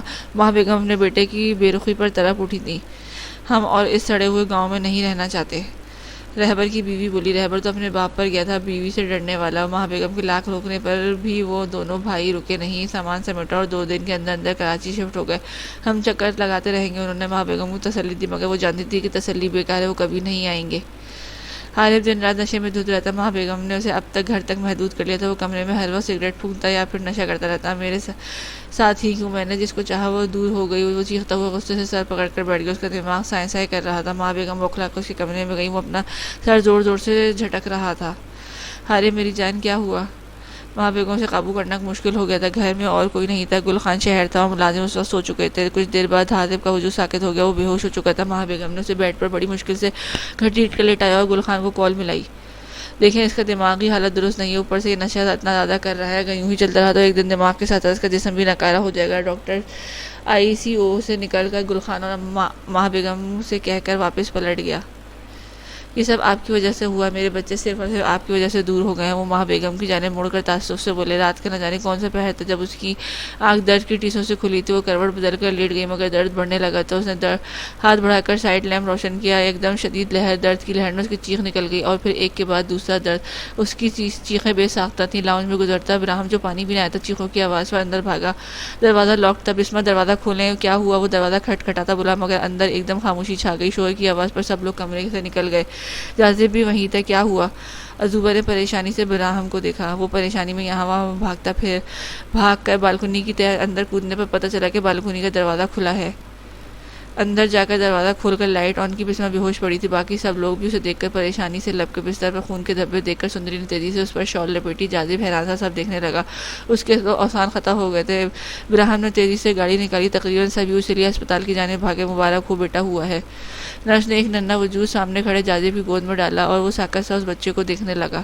بیٹا؟ سندری لفظ بیٹے پر دنگ رہ گئی۔ پوری حویلی خالی پڑی تھی۔ گل خان حارب کو بڑی مشکل سے دوا کھلا کر آئے تو ماں بیگم کو لاؤنج میں بیٹھے پایا۔ خوشی ہیں اب آپ بیگم، میرے بچے مجھ سے چھین کر، انہوں نے طنز کیا۔ آپ کیا بکواس کر رہے ہیں؟ اس سب میں میرا کیا قصور ہے؟ وہ تنک کر بولی۔ قصور پوچھتی ہو تم؟ اس بیچاری لڑکی کے ساتھ کیا کچھ نہیں کیا تم نے؟ پہلے روزینہ پھر بسمہ، نہ جانے کتنے اور لوگوں کے ساتھ زیادتیاں کی ہیں، آپ سزا بھگتو۔ وہ غصے سے بولے۔ دیکھیں آپ اس وقت خاموش ہو جائیں، میں پہلے ہی بہت پریشان ہوں۔ ایک تو اس مکار سندری ہماری جائیداد کے کاغذات غائب ہو گئی ہے، اوپر سے اس نام نہاد بسمہ کو بھی ساتھ لے گئی۔ غلطی میری ہے جو میں جس سے لاپرواہی نہیں کرنی چاہیے تھی۔ وہ ہتھیلیاں ملتی افسوس سے بولی۔ بیٹا اندر مر رہا ہے اور تمہیں پیسے کی پڑی ہے۔ گل خان صدمے سے گویا ہوا پہلی بار تھا کہ ماں بیگم کے سامنے بول پڑے، تو ورنہ آج تک انہوں نے ہونٹ سی رکھے تھے۔ اللہ نہ کرے ایسا کچھ ہو، ٹھیک ہے بس تھوڑا پریشان ہے۔ ماں بیگم نے دل پر ہاتھ رکھا۔ وہ ایک بے حس عورت سہی مگر اپنے بچوں سے محبت کرتی تھی۔ اچھا وہ بیٹیاں جنہیں بیچ دیا تم نے، وہ؟ گل خان سارے حساب برابر کرنے پہ تھے۔ بس کر دیں، چپ ہو جائیں، نہ جانے کسی نے کیا گھول کر پلا دیا ہے۔ ماں بیگم چلائی تھی۔ گل خان نے سر جھٹکا، ویسے بھی اپنی بیٹیوں کی خیر خبر انہوں نے رکھی ہوئی تھی، انہیں خرید کر لے جانے والے گل خان کو پہچان کے لوگ تھے۔ اپنی بیٹیوں کی گندگی سے بچانے کے لیے انہوں نے ماں بیگم کو اس بات سے بے خبر رکھا تھا۔ موم کیا ہو رہا ہے؟ حارب کا فولڈ کرتا ہوا سیڑھیوں تڑتے بولا تو وہ دونوں چونکے۔ حارب تم اٹھ گئے، ٹھیک ہونا؟ تو ماں بیگم نے اس کا ماتھا چوما۔ کئی دنوں سے بالوں اور داڑھی پر کلر نہ کرنے کی وجہ سے اس کے سفید بال نمایاں ہو گئے تھے۔ ہاں میں ٹھیک ہوں موم، وہ تھکے لہجے میں بولا۔ بیٹے میں کچھ کھانے کو لاتی ہوں، وہ اسے صوفے پہ بٹھا کر بولی۔ گل خان بیٹے کو بغور جائزہ لینے لگے۔ اس سے ڈسچارج ہوئے تیسرا دن تھا، اس کے بیٹے نے نقوش اپنی ماں سے ہی چرائے تھے، خاص کر نیلی آنکھیں۔ جازب اس وقت نیلی آنکھوں والے گڈے کو اٹھائے گارڈن میں بیٹھا تھا۔ بسمہ فریش ہو کر باہر نکلی، سردی کا زور ٹوٹ گیا تھا، باہر اچھی سی دھوپ لگی تھی۔ سندری اور عزوبہ کہیں دکھ نہیں رہی تھی، وہ شال لپیٹی گارڈن میں آئی جاتے تھے۔ حارب کو وہاں بیٹھ کر گہری سانس لیے اس نے ساتھ والی کرسی پر بیٹھ گئی۔ وہ اتنے دنوں سے وہیں تھا، بسمہ اور بچے کے لیے ہر ممکن بھاگ دوڑ کر رہا تھا۔ لاؤ مجھے دو فیڈر کرا دوں، جازب نے اس کی گود میں دے دیا، جو وہ رخ موڑ کے اسے فیڈ کرانے لگی۔ کیا نام سوچا ہے؟ پھر اس نے پوچھا۔ فی الحال تو نہیں سوچا، اس نے جواب دیا۔ میں کہوں تو رکھو گی؟ اس نے کہا۔ بسمہ نے نظر موڑ کر اسے دیکھا۔ بولو۔ مہراج، مجھے بہت پسند ہے یہ نام، اس نے مسکرا کر کہا۔ ابش کیسی ہے؟ اس نے ایک دم گفتگو کا رخ پھیرا۔ جازب نے گہری سانس لی، اس نے منگنی ٹوٹ گئی ہے۔ بسمہ جھٹکے سے اس کی طرف مڑی۔ لڑکے کو کوئی اور لڑکی پسند آ گئی تھی اور اس کے ساتھ بھاگ کر نکاح کر چکا تھا۔ جب ہمیں علم ہوا، اس نے حیرت بھری نظریں دیکھ کر اس نے تفصیل بتائی۔ بسمہ کی آنکھوں میں بے یقینی تھی۔ مرد ذات کبھی ایک عورت پر نہیں ٹکتا، اس نے تلخی سے کہا۔ ہر مرد ایک سا نہیں ہوتا، مجھے ہی دیکھ لو، آج بھی منتظر ہوں، جازب نے دلیل دی۔ مگر ہمارے راستے جدا ہے جازب، بسمہ نے بنا لحاظ کے جواب دیا۔ طلاق لے لو گی؟ جازب نے بات بدلی۔ تمہیں لگتا ہے کہ یہ آسان ہے؟ اس نے الٹا سوال کیا۔ اس کے ساتھ رہنے سے تو آسان ہے۔ جازب کی بات پر وہ چپ رہ گئی، خاموشی سے بیٹے کو اٹھا کر اندر کی جانب بڑھ گئی۔ کیا نام رکھا ہے اس کا؟ براہم نے اس کے موٹے موٹے گال چومتے ہوئے پوچھا۔ معراج، بسمہ نے کہا۔ واہ، بہت پیارا ہے، بالکل اسی جیسا۔ وہ اس کو چومتا ہوا بولا۔ ویسے بسمہ، اب آگے کا کیا ارادہ ہے؟ مطلب کہ میرا خیال ہے کہ تمہیں اپنی نئی زندگی شروع کرنی چاہیے۔ براہم سنجیدگی سے ہوا۔ میری چھوڑو، اپنی بتاؤ۔ بسمہ نے بات کا رخ اس کی جانب کر دیا۔ میرے دل کی تو کوئی بھائی ہی نہیں اب تک۔ اس نے بالوں میں ہاتھ پھیرا تو بسمہ بے ساختہ ہنس دی۔ اس کی ہنسی کی آواز سن کر باہر سے گزرتے جازب نے ضرب سے جبڑے بھینچے۔ کیا بیٹا ہوا ہے؟ حارب کی آواز صدمے سے پھٹی ہوئی تھی۔ سندری نے مسکرا کر اسے دیکھا۔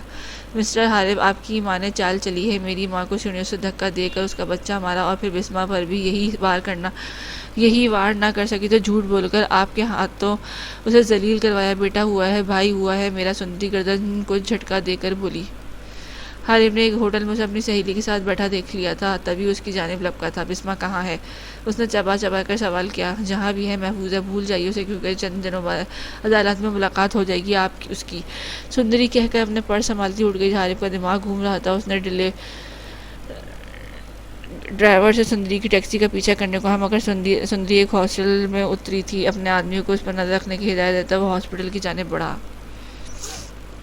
ساری کمین گاری بول، سچ کیا ہے؟ کیوں کہا تو نے اس کے پیٹ میں لڑکی ہے؟ وہ ڈاکٹر کی میز پر جھکا غصے سے غرایا، اس کا دماغ سائیں سائیں کر رہا تھا۔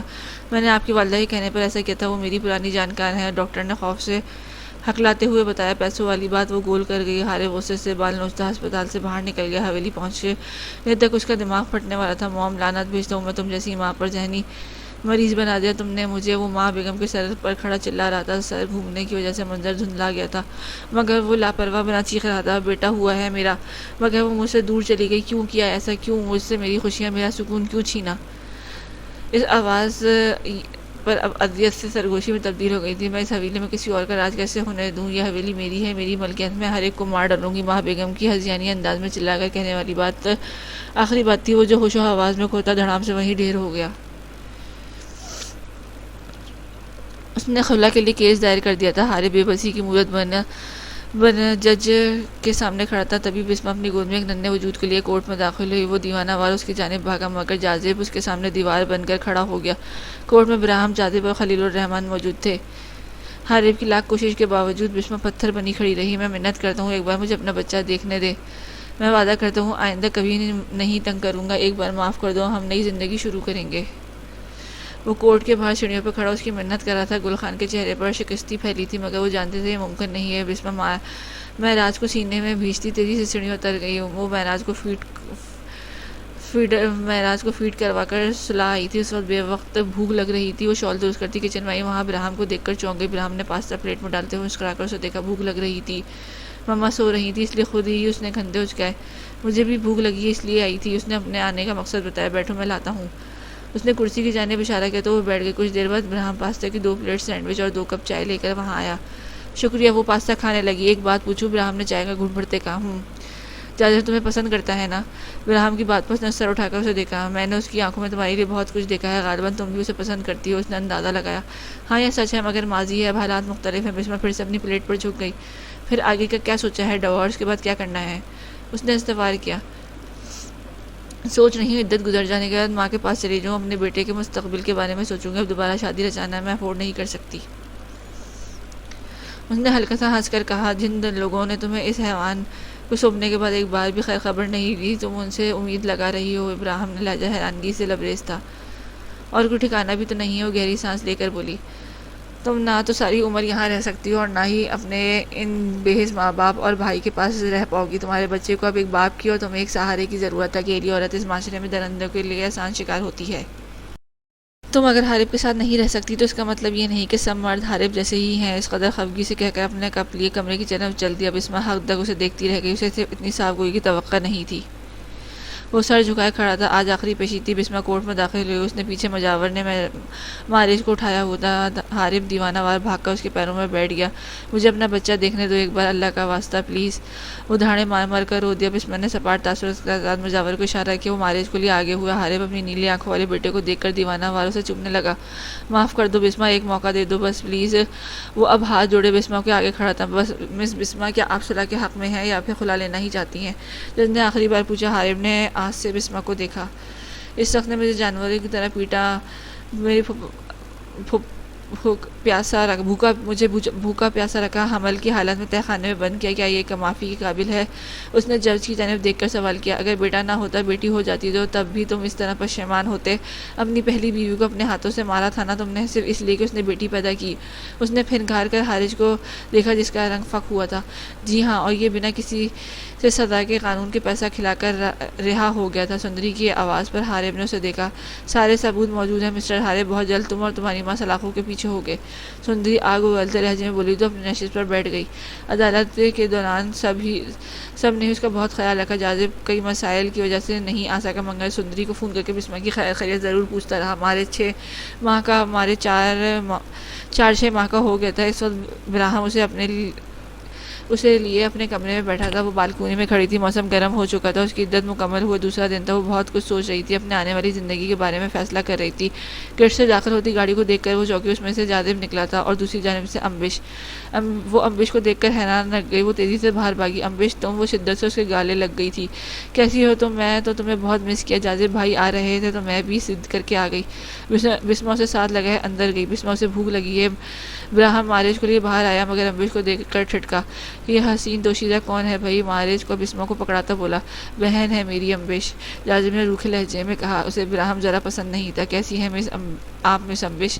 اس نے امبش کی جانب مسکراہٹ اچھالی۔ ٹھیک ہوں، اس نے لٹ مارے انداز میں کہہ کر معارج کی جانب متوجہ ہوئی۔ بڑی ہی بے مروت لڑکی ہے۔ براہم سوچ کر رہ گیا۔ کیا ہوا؟ کافی بیدار لگ رہے ہو۔ براہم گارڈن میں بیٹھے جاذب کے ساتھ بیٹھ گیا۔ نہیں کچھ نہیں، جاذب نے رخ موڑ لیا۔ کیا سوچا ہے پھر؟ بسمہ سے شادی کے لیے کیسے منانا ہے؟ جاذب نے حیرت سے اسے دیکھا۔ اس بات کی توقع سے بالکل نہیں تھی۔ کیا مطلب؟ تم بسمہ کی مجھ سے شادی پر خوش ہو گے؟ جاذب نے عجیب سوال کیا۔ تو کیا رونے لگ جاؤں؟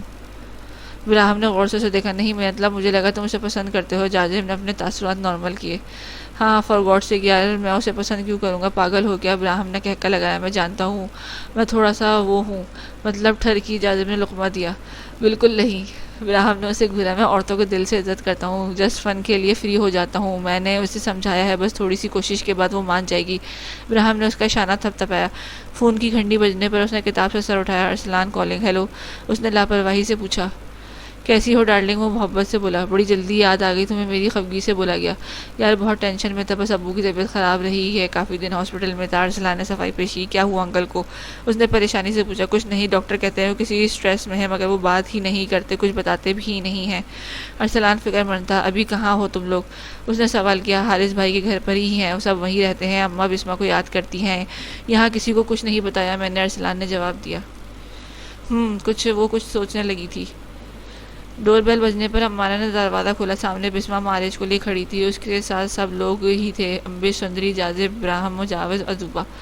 بسمہ میری جان، تم ٹھیک ہو نا؟ وہ مسکرا کر اس کے گلے لگ گئی۔ باقی سب لوگوں کو لیے جب وہ اندر آئی تو ذکیہ بیگم انہیں دیکھ کر دنگ رہ گئیں۔ وہ لوگ اچانک آئے تھے، پھر تیزی سے آگے بڑھ کر بسمہ اور اپنے نواسے کو چومنے لگی۔ حارث بھی بے حد خوش ہوا تھا۔ اعجاز صاحب جو ہڈیوں کا ڈھانچہ بن چکے تھے، بسمہ کو دیکھ کر بے اختیار رو پڑے۔ وہ بھی باپ کے سینے سے لگی کتنی دیر روتی رہی۔ انہیں حقیقتاً اپنی بیٹی کا آنا اچھا لگا تھا۔ جتنے عرصے سے وہ بس اسی پچھتاوے میں ہی ہلکان ہو رہے تھے، انہوں نے اپنی بیٹی کے ساتھ زیادتی کر دی ہے۔ وہ لوگ کچھ نہیں جانتے تھے۔ سندری نے بسمہ کی شادی سے اب تک کے تمام واقعات بتا ڈالے، بس جاذب کی پسندیدگی کو ہضم کر گئی۔ ذکیہ بیگم اسے سینے سے لگائے رو رو کر ہلکان ہو گئی تھی۔ میری معصوم بچی نے کتنا کچھ سہا ہے۔ ان کا کلیجہ اس کی تکلیف کو سوچ کر ہی کٹنے لگا تھا۔ اب تم کہیں نہیں جاؤ گی، میں ہم ہیں نا، تم ساری عمر بھی یہیں رہو گی، یہ گھر ہے تمہارا اپنا۔ حارث نے اس کے سر پر ہاتھ پھیرا۔ جب مشکل وقت تھا تب تو کسی نے پوچھا نہیں، اس وقت تو بوجھ تھی یہ، اپنی بیٹی کی خاطر اپنا گھر چھوڑ کر آگے اور بہن کا خیال نہیں آیا۔ سندری کو حارث کی محبت جتانا زہر لگا تھا۔ مجھ سے غلطی ہوئی تھی، مانتا ہوں، میں بہت برا ہوں، غلط ہوں، مگر خدا گواہ ہے میں کتنا پچھتایا ہوں، مگر میرے بس میں کچھ نہیں تھا۔ حارث نے افسوس سے کہا، ارسلان کے بس میں کیا تھا، اس نے بھی تو اتنا بڑا خطرہ مول لے کر بسمہ کو حویلی سے نکلنے میں مدد کی، مگر خیر چھوڑو، میں بس اتنا کہہ رہی ہوں کہ بسمہ تم لوگوں کو محتاج نہیں ہے، اس کے پاس پہلے ہی بہت کچھ ہے اور ساری عمر کیوں بیٹھی رہے گی، ابھی نئی زندگی اس کی منتظر ہے۔ وہ پوری بات کر کے آخر میں جاذب کو آنکھ مار کر بولی تو وہ کھسیا گیا۔ سب لوگ ہی سندری کے آگے بول نہ سکے، بولتے بھی کیسے، آخر اس نے ان سب کی خاطر کچھ کم تھوڑی کیا تھا۔ ہم سب ہی وہیں رہیں گے، میں ویسے بھی پڑھائی کے سلسلے میں ہاسٹل رہوں گی، تمہارے جاذب اور تمہارے والدین وہیں رہیں گے۔ سندری پوری پلاننگ کیے بیٹھی تھی۔ لیکن میں اس حویلی میں واپس کبھی نہیں جاؤں گی، بسمہ نے اٹل لہجے میں کہا۔ جانتی ہوں وہاں اچھی بری یادیں ہیں، مگر تم ہمت کرو، ان یادوں کو اپنی اوپر حاوی نہ ہونے دو۔ سندری نے اس کا ہاتھ پکڑ کر اسے سمجھانا چاہا، جسے وہ چھٹک گئی۔ حارث اپنا ذہنی توازن کھو چکا تھا۔ اس کی ذہنی بیماری کے دوران اس نے نشہ انتہا حد تک زیادہ کر دیا تھا، کھانا پینا کم ہو گیا تھا اور ذہنی ٹینشن بہت زیادہ تھی۔ اس نے ماں بیگم پر جان لیوا حملہ کیا تھا، مگر قسمت سے وہ بچ گئی۔ سندری نے اس کے خلاف تمام ثبوت پولیس کو تھما دیے تھے، جس سے یہ ثابت ہوتا تھا کہ اس نے اپنی پہلی بیوی کا قتل کیا تھا۔ اس کی میڈیکل رپورٹ کے پیش نظر جج نے اسے دماغی ہسپتال میں داخل کروانے کا حکم دیا تھا، مگر وہ ایک پاگل کتے کی مانند ہو چکا تھا جو ہر ایک کو کاٹنے کو دوڑتا تھا۔ اس بات کے پیش نظر اسے پاگل خانے بھیج دیا گیا، جہاں وہ ہر وقت روزینہ اور بسمہ کو پکارتا رہتا تھا، کبھی ہنستا، کبھی روتا، کبھی خود کے بال نوچتا۔ ماں بیگم اپنے بیٹے کے گھر شفٹ ہو گئی تھی۔ چھوٹے نے تو رکھنے سے منع کر دیا تھا، مگر بڑے بیٹے کی بہو نے انہیں گھر پر تو رکھ لیا، مگر ایک ملازمہ کی صورت میں۔ گل خان ہر ماہ معقول رقم بیگم کو بھیج دیتے، مگر اس کی شکل دیکھنے کے بھی روادار نہیں تھے۔ انہوں نے سندری کے کہنے پر انہیں طلاق نہیں دی، مگر وہ زندگی میں کبھی بھی اس عورت کی شکل نہیں دیکھنا چاہتے تھے۔ اوہ آنٹی جی، آپ اگر اس طرح رہیں گی تو کچن میں پڑے برتن کون دھوئے گا؟ اپنی بہو کی آواز پر وہ چونکی۔ میں اٹھ ہی رہی تھی، بس ماں بیگم اپنے گھٹنے پکڑ کر آہستہ سے اٹھی تھی۔ بچوں کو بھی نہلا دینا، گندے کپڑے پڑے ہیں وہ بھی دھو دینا۔ وہ حکم صادر کرتی پلٹ گئی۔ ماں بیگم اپنے درد کرتے گھٹنوں کو پکڑ کر مشکل سے کچن کی جانب چل دی۔ وہ اپنے کیے کی سزا بھگت رہی تھی۔ پہلے نوکر چاکر ہر وقت ان کے آگے پیچھے پھرتے تھے، مگر اپنی لالچ اور بے حسی کی وجہ سے آج اس حال میں تھی۔ گاڑی حویلی گیٹ کے اندر داخل ہوئی تو بسمہ سمیت باقی سب بھی حیران رہ گئے۔ حویلی بالکل نئی تھی، اس کا رنگ و روغن بدل دیا گیا تھا۔ اندر داخل ہوتے ہی سب کو خوشگوار حیرت ہوئی۔ فرنیچر، رنگ، ہر چیز بدل دی گئی تھی، ہر کمرے کی سیٹنگ، ہر ملازم، سب کچھ نیا تھا۔ ایسا لگتا ہی نہیں تھا کہ یہ وہی حویلی ہے جہاں بسمہ ظلم سہتی ہوئی رہتی تھی۔ بسمہ یہاں آنے کو تیار نہ تھی، مگر سب لوگوں کو زبردستی سے وہ چپ ہو گئی، مگر وہاں پہنچ کر اسے خوشی ہوئی تھی۔ اعجاز صاحب، ذکیہ، امبیش، ارسلان، جاذب، سندری، بسمہ، معارج اور براہم وہیں آ گئے تھے۔ سندری کو ہاسٹل لوٹنا تھا اور براہم کو لوٹنا تھا۔ جاذب اور امبیش بھی اپنے گھر چلے گئے۔ بسمہ پرسکون تھی۔ گل خان کبھی کبھار وہاں چکر لگاتے، مگر وہ زیادہ تر کاروبار میں مصروف رہتے، انہوں نے وہیں اپارٹمنٹ لے رکھا تھا۔ اور کب تک یوں ہی رہو گی؟ آج بھی جاذب کی ماں آئی تھی، تم کوئی تو جواب دو۔ ذکیہ آج بسمہ کے سر پر کھڑی تھی۔ بسمہ نے ایک نظر سوئے ہوئے معارج کو دیکھا۔ اماں، وہ میرے بچے کو، میرا مطلب ہے معارج اس کی اولاد نہیں ہے، وہ نہ جانے وہ اسے اس کی بات ادھوری چھوڑ دی۔ مجھے اس سے ملنا ہوگا۔ وہ بڑبڑاتی ہوئی اٹھ گئی۔ مجھے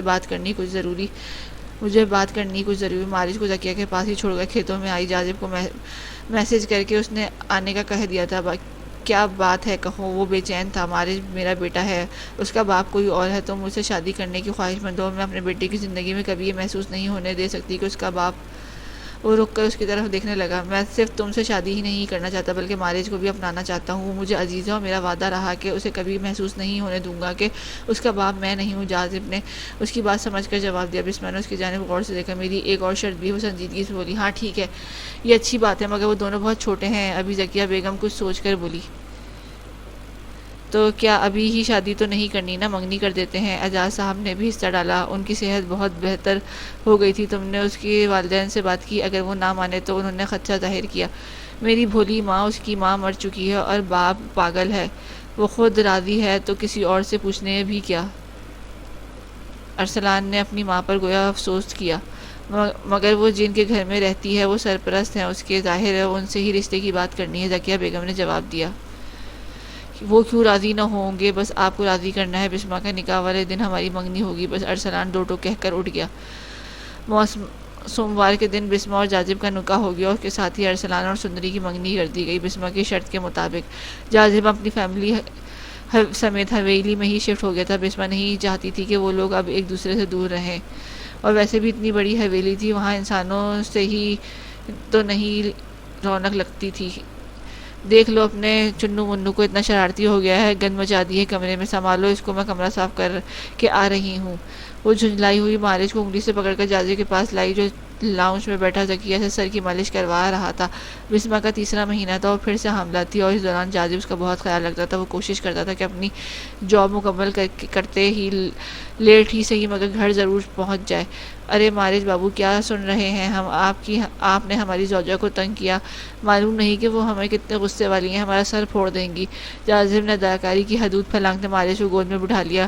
مما ڈانٹتی، مارج نے منہ پھلا کر کہا۔ بسمہ سر جھٹکتی واپس کمرے کی جانب چلی گئی۔ پیچھے ذکیہ اور جازم مارج کی بات پر ہنس پڑے۔ ہم پر بھی نظر کرم فرمائے حسینہ جی۔ براہم گلا کھنکارتا کیاریوں میں پودے ٹھیک کرتی امبش پر جھکا۔ امبش اچھل کر پیچھے مڑی۔ آپ یہاں کیا کر رہے ہیں؟ میرا مطلب ہے سب لوگ اندر ہیں۔ امبش اسے دیکھ کر بوکھلائی۔ وہ صبح ہی عزوبہ اور مجاور کے ساتھ وہاں آیا تھا۔ اندر بڑے بیٹھے کچھ خاص بات کر رہے ہیں، تو میں نے سوچا تب تک میں تھوڑا ہوا لے کھا لوں۔ براہم نے مسکرا کر کہا۔ خاص بات؟ وہ الجھ گئی۔ ہاں، ہمارے بارے میں بہت خاص بات۔ وہ زمینی انداز میں بولا تو امبش اسے دیکھنے لگی۔ اچھا ایک بات بتاؤ، اگر تمہیں مجھ سے شادی کرنی تو اس نے ایک سوال کیا۔ تو میں زہر کھا لوں گی ایسے چھچورے آدمی سے شادی؟ توبہ توبہ! امبش نے کانوں کو ہاتھ لگائے۔ تو پھر کھا لو زہر، کیونکہ رشتہ پکا ہو چکا ہے بی بی۔ بسمہ کی آواز پر وہ دونوں چونکے۔ وہ مٹھائی کی ٹوکری لیے آگے آئی اور تم ایک برفی دونوں کو تھما کر واپس پلٹ گئی۔ امبش نے حیرت سے پہلے برفی کو دیکھا، پھر براہم کو۔ اگر آپ کہیں تو اس برفی میں زہر ملا دوں، کھانے میں آسانی ہوگی۔ میٹھا میٹھا وہ شرارت سے بولا تو امبش خفت کے مارے سر جھکا گئی۔